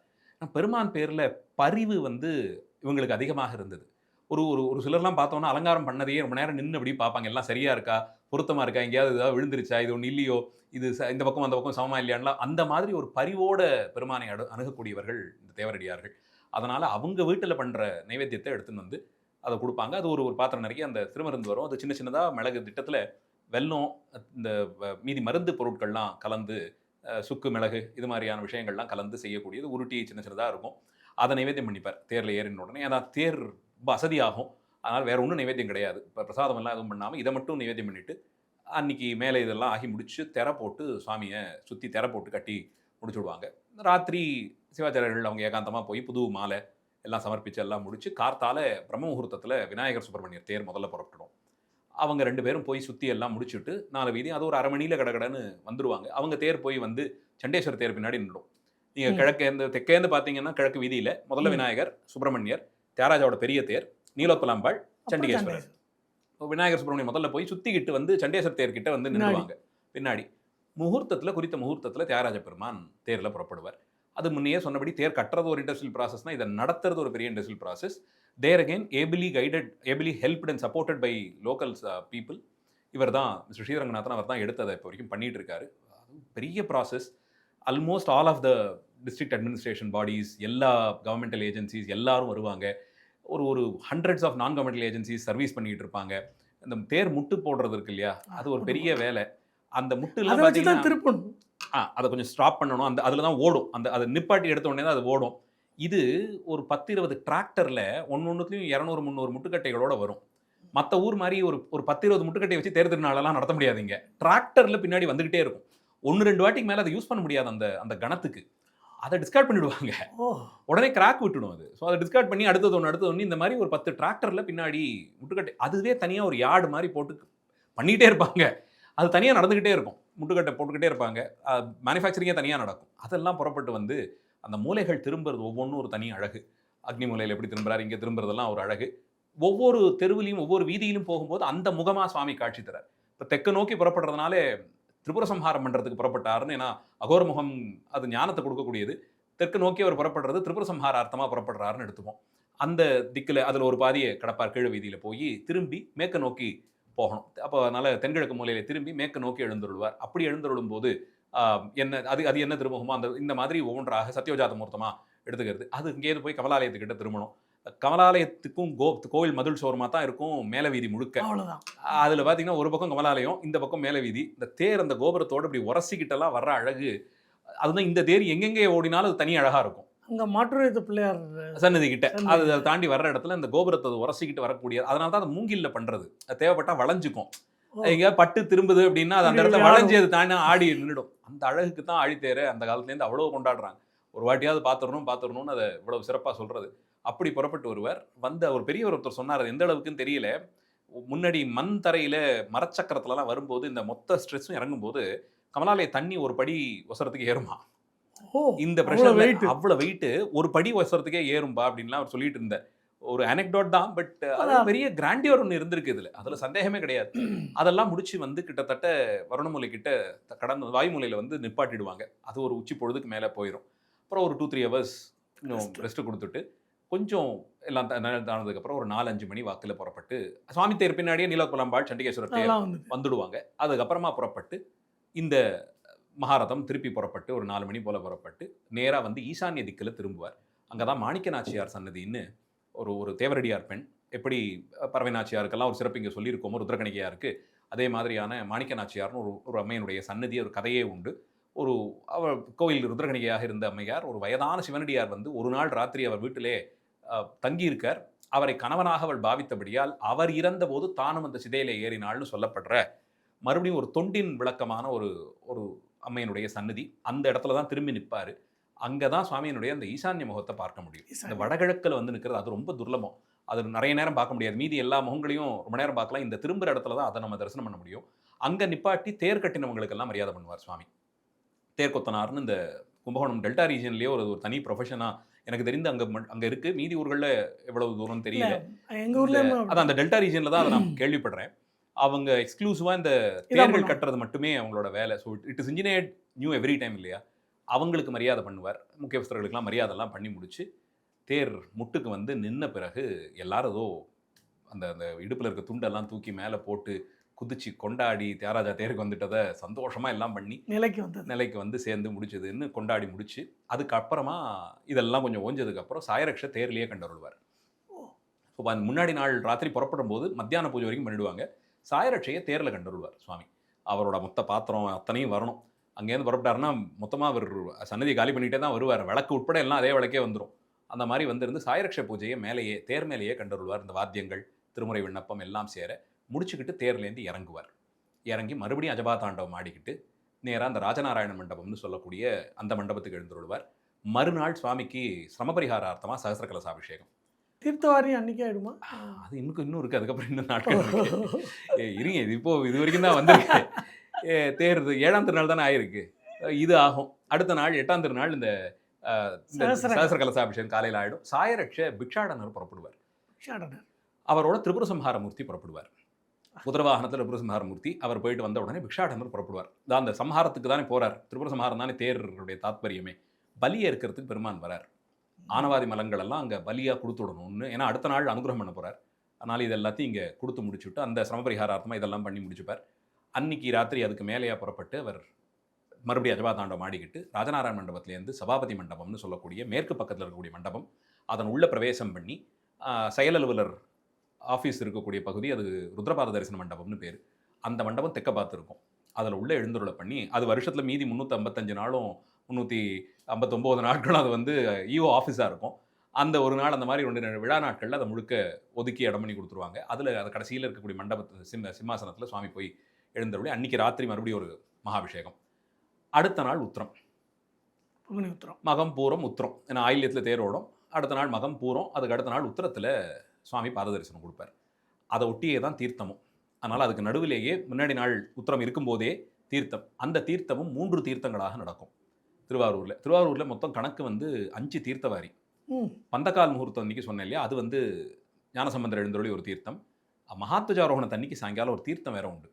இந்த பிள்ளையார் உற்சவம் முதல் நாள் இருக்கே, அதை முடித்து சண்டேஸ்வரர் எழுந்தருளி தீர்த்தம் ஒன்று கொடுப்பார் அது துவஜாரோகணத்துக்கு. கடைசியாக தீர்த்தவாரி அன்னைக்கு 3 தீர்த்தம். முதல் தீர்த்தத்துக்கு சந்திரசேகரர் எழுந்தருளி அவர் தீர்த்தம் கொடுத்துருவார். அடுத்தது சபாபதி தீர்த்தம்னு சொல்லி நடராஜா எழுந்தருள்வார். நடராஜா எழுந்தருளி அவர் ஒரு தீர்த்தம். அதுக்கப்புறமா பஞ்சமூர்த்தி தீர்த்தம். அதில் சந்திரசேகரர், விநாயகர், சுப்பிரமணியர் எல்லாரும் எழுந்தருளி தீர்த்தவாரிக்கு ஒரு மண்டபம் இருக்குது. அந்த மண்டபத்தில் தெற்க பார்த்து எழுந்தருளி இருந்து மத்தியானத்து போல் ஒரே நாளில் அடுத்த முகூர்த்தத்தில் இருந்து 3 தீர்த்தம் வரிசையாக கொடுப்பார். தீர்த்தவாரி ஆகும். அதை முடித்து அடுத்த நாள் தான் இந்த பாத தரிசனத்துக்கான மகாபிஷேகம். அன்றைக்கி ராத்திரி தீர்த்தமாகி அடுத்த நாள் இல்லை அந்த உத்திரத்தை கணக்கு வச்சு அது கொஞ்சம் காம்ப்ளிகேட்டடாக பண்ணுவாங்க. முடித்து உத்திரம் வந்து விடியற் காத்தால் இருக்கும்போது பாத தரிசனம் தரணும். அதை ஒட்டி பின்னன்னு ஆகி தீர்த்தம் முடிஞ்சு சுவாமிக்கு மகாபிஷேகம் அதுக்கு முன்னாடி நாள் ராத்திரி ஆகும். அது ஏன்னா சகஸ்ர கலசாபிஷேகம் ஒன்று, அடுத்த நாள் உடனே ராத்திரி அன்றைக்கே இது உத்தர பாத தரிசனத்துக்காக ஒரு மகாபிஷேகம். விடியும் போது பக்கத்தில் இருக்கிற அந்த விளமல் தலத்திலேருந்து பதஞ்சலி வியாகரபாதர் எழுந்துருவாங்க. அந்த ஊர்க்காரங்கள் எல்லாமே வரிசையெல்லாம் எடுத்துகிட்டு வந்து அவர்களை முன்னிட்டு கொண்டு எல்லாருக்கும் பாத தரிசனம் சரியா 6 மணி. இதுதான் கேட்கணும்னு இருந்தேன். ஆக்சுவலாக பதஞ்சலி வியாகரபாதா சிதம்பரத்தோட ரொம்ப தொடர்பு. அங்கதான் ஆனந்தனுடைய தாண்டவத்தோட தொடர்பு. மதுரைக்கு போகும்போது அவங்க வெள்ளியம்பல கூத்து தானே தரிசனம் பண்ணி வந்து பெரிய ரகசிய தாண்டவம் சொல்றோம். இதுதான் கிடைக்கிறது கஷ்டம். இதுதான் கிடைக்கிறது கஷ்டம். ஆனந்த தாண்டவம் எல்லாரும் அப்படியே பார்த்துடுறோம், தரிசனம் பண்றோம். இந்த தாண்டவம் பார்க்கவே முடியாது, ரொம்ப கஷ்டம் இது தரிசனம் பண்ணுறதும், இந்த தாத்பரியத்தை புரிஞ்சுக்கிறதும். அதை ஆடின திருவடியை பார்க்கறதுக்கு வராங்க.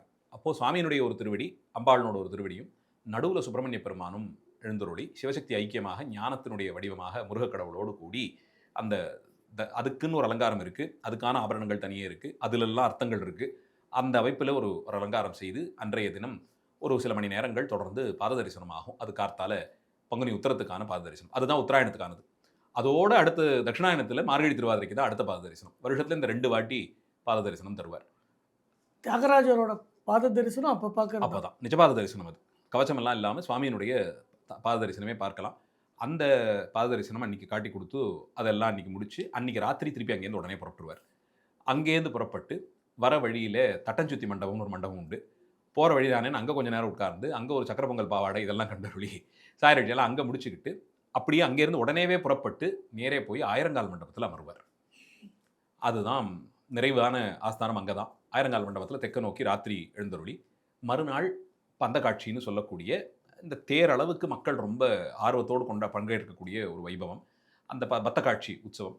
அதுக்கான அபிஷேகம் ஆயிரங்கால் மண்டபத்தில் நடக்கும். கார்த்தால அபிஷேகம் எல்லாம் ஆகி முடிச்சு அன்று மாலை பக்த காட்சி. அதுக்கு இன்னும் கோலாகலமாக அலங்காரம் எல்லாம் பண்ணிக்கிட்டு சாயரட்சை இதே மாதிரி பூஜையெல்லாம் முடிச்சுக்கிட்டு நீலோத்பலாம்பாளோட சுவாமி புறப்படுவார். நீலோத்பலாம்பாளை அங்கே ஒரு சாட்சியாக நிறுத்தி அம்பிகைக்கு காட்டி கொடுப்பது போலே, போதும் இந்த வருஷத்துக்கு எனக்கு இவ்வளோ போர், இதுக்கு மேலே கொள்றதுக்கு என்கிட்ட இடம் இல்லைங்கிற அளவுக்கு அஜபா தாண்டவம் ஆடுவார். அப்போது அதுக்குன்னு ஒரு மண்டபம் இருக்குது. அது கோயிலுடைய தெற்கு கோபுரம் பக்கத்தில் வரும். அந்த மண்டபத்தை சுற்றி சுற்றி அஜபானவர் மாடி காமிப்பார். நீலோத்பலாம்பாள் அங்கே நின்று அதை தரிசனம் பண்ணிப்பா. அது முழுக்க இந்த சுத்திரத்துக்கெல்லாம் யோகரகசியங்கள் சொல்லியிருக்கு.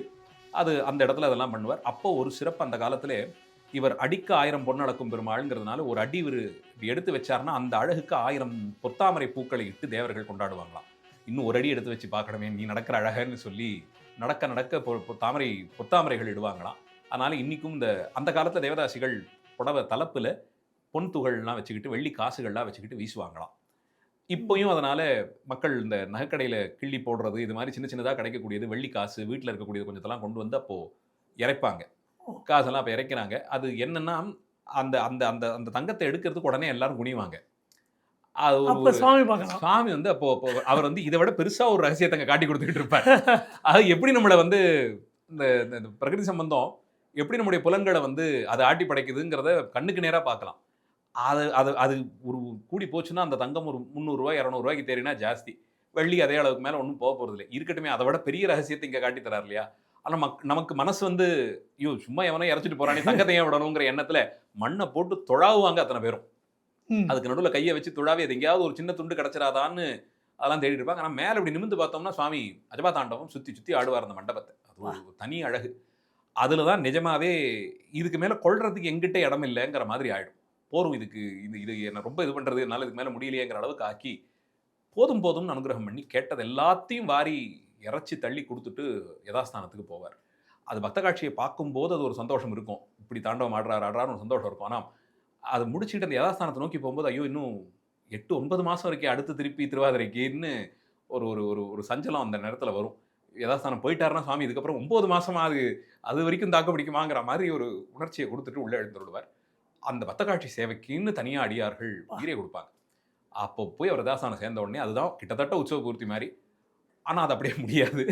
அதுக்கு அடுத்த நாள்லேருந்து ஆரம்பித்து அம்பாளுக்கு உற்சவம், அம்பிகைக்கு ஒரு 4 நாட்கள் உற்சவம், அப்புறமா சண்டிகேஸ்வரருக்கு ஒரு 3 நாட்கள் உற்சவம், அதுக்கப்புறமா துவஜாரோகணம் பண்ணி ஆச்சாரியருக்கு பகுமானங்கள்லாம் பண்ணி அந்த வருஷம் யார் ரக்ஷாபந்தனம் பண்ணிக்கிட்டவர் ரக்ஷை இது பண்ணினவர் யாரோ அந்த ஆச்சாரியருக்கு எல்லா மரியாதையும் பண்ணி துவஜக்கொடியை இறக்கி துவஜப்படத்தை இறக்கி அவருக்கு அதை பிரசாதமாக கொடுத்து சுவாமி சன்னதியில் அம்பாள் சன்னதிலாம் தரிசனம் எல்லாம் பண்ணி வச்சு அவரவர் மனைவி குடும்பத்தார்களுக்கெல்லாம் விசேஷமான மரியாதைகள்லாம் பண்ணி கோயில் நிர்வாகஸ்தர்கள் கோயில்காரர்கள் எல்லாம் சேர்ந்து பந்த மரியாதையோடு கொண்டு போய் அவங்கள வீட்டில் விட்டுட்டு வரணும். இதோடு அது பூர்த்தியாகும். இதுக்கு நடுவில் கல்யாண சுந்தரருக்கான தெப்பத் திருநாளும் இதில் தான் நடந்தது. உற்சவத்திலே ஒரு நாள் இருந்தது. அது அந்த தெப்பம் ரொம்ப சின்ன தெப்பமாக ஒரு பூந்தெப்பம் இல்லை, அதுக்கு ஒரு தனி தெப்பக்குளம் இருக்குது. அங்கே தான் இது நடந்திருக்கு. கல்யாண சுந்தரர் அங்கே எழுந்தருளி பண்ணிட்டு இருந்தது. அது பெரிய தெப்பமாக இங்கே கட்டியது நடக்கிறதுனால அது வழக்கம் விட்டு போச்சு. இது இந்த அளவில் இப்படி தான் உற்சவத்தினுடைய அமைப்பே. இப்போ இவர் கொண்டாடுற இந்த உற்சவத்தை தான் இங்கே இருக்கக்கூடிய பிரபலமான கோயில்கள்லாம் பங்குனி உத்திரம் தீர்த்தம்னு எடுத்துக்கிட்டிங்கனாலே கார்த்திகையில் கொடியேறணும், கிருத்திகையில் கொடியேறணும். அப்போ தான் இது 9, 10ஆம் நாள் வரும், அப்போ தான் பண்ண முடியும். கிட்டத்தட்ட பார்த்தீங்கன்னா அதே பங்குனி ஆயில்யத்தன்னைக்கு தான் நமக்கே மயிலாப்பூரில் கபாலீஸ்வரர் கோயிலாகட்டும், திருவான்மியூர் மருதீஸ்வரர் கோயில்லாம் ஒரே நாளில் தான் இதே மாதிரி கிருத்திகை அன்னைக்கு கொடியேறி ஆயில்யத்தில் தேரோடி உத்தரத்தில் தீர்த்தம்ங்கிற கணக்கில் தான் எல்லா ஊர்லேயுமே நடக்கும். திருவாரூரில் கல்யாணம்ங்கிற ஒரு வைபவம் கிடையாது சுவாமிக்கு. யோகமூர்த்தமாகவே அவர் இருக்கிறதுனால கல்யாண உற்சவம்னு தனியாக ஒன்று கிடையாது. கமலாம்பாளும் இன்னும் தபஸில் இருக்கிறதுனால கல்யாண உற்சவம் கிடையாது. அது தவிர்த்து மீதி அதனால தான் கல்யாண சுந்தரராக இருக்கிற மூர்த்தத்தை வச்சு தெப்பம் நடத்தி விடுறது. ஏன்னா திருக்கல்யாணத்தை தான் தரிசனம் பண்ணணும், அதுக்கு அந்த மூர்த்தத்தையே வச்சு தெப்ப திருநாள் பண்ணிடுறது. இப்படியான ஒரு ஒரு அமைப்பில் இத்தனை நாட்களுக்கான ஒரு வைபவமாகத்தான் இந்த விழா இருந்திருக்கு.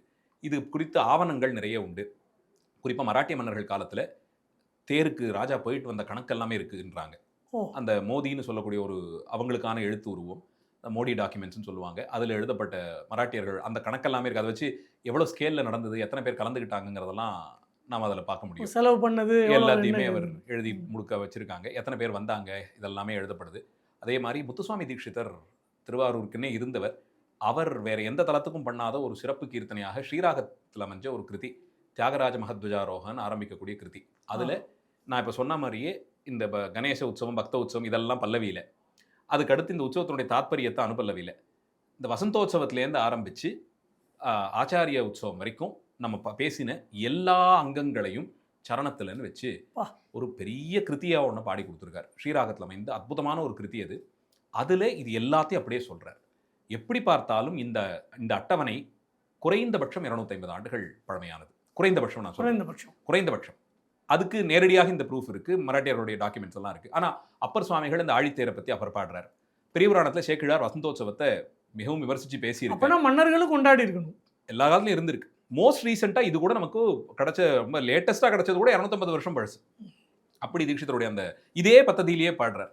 அதில் அவர் சொல்லும்போது இதில் இந்த பஞ்சகிருத்தியம் இதில் எப்படி செய்கிறார், வசந்தோற்சவம் சிருஷ்டியை குறிப்பது, தேரில் ஏறி உட்காந்தது ஸ்திதியை குறிக்கிறது, அந்த அந்த மாதிரி ஒவ்வொன்றா சொல்லி அனுகிரகாத்மக பாத தரிசனம் பார், அனுகிரகம் பாத தரிசனத்தினாலே இப்படி அத்தனையும் சொல்லி விசேஷகரம்னு சொல்லி சம்ஹாரத்தை ரொம்ப விசேஷமாக நீ பண்ணுவேன், இந்த மாதிரி பஞ்சகிருத்தியத்தையும் வச்சு சொல்லுவார்.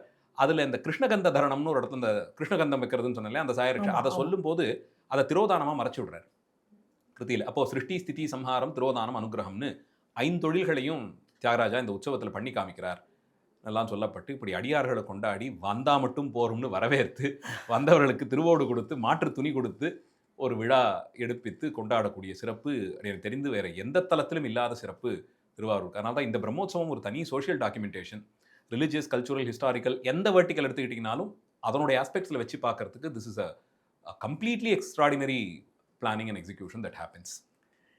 இதுவரை வார்த்தைகளாலேயே ஒரு திருவிழாவை நிகழ்த்தி காட்டியதற்கு மிக்க நன்றி. சிவசிவா. தியாகராஜா.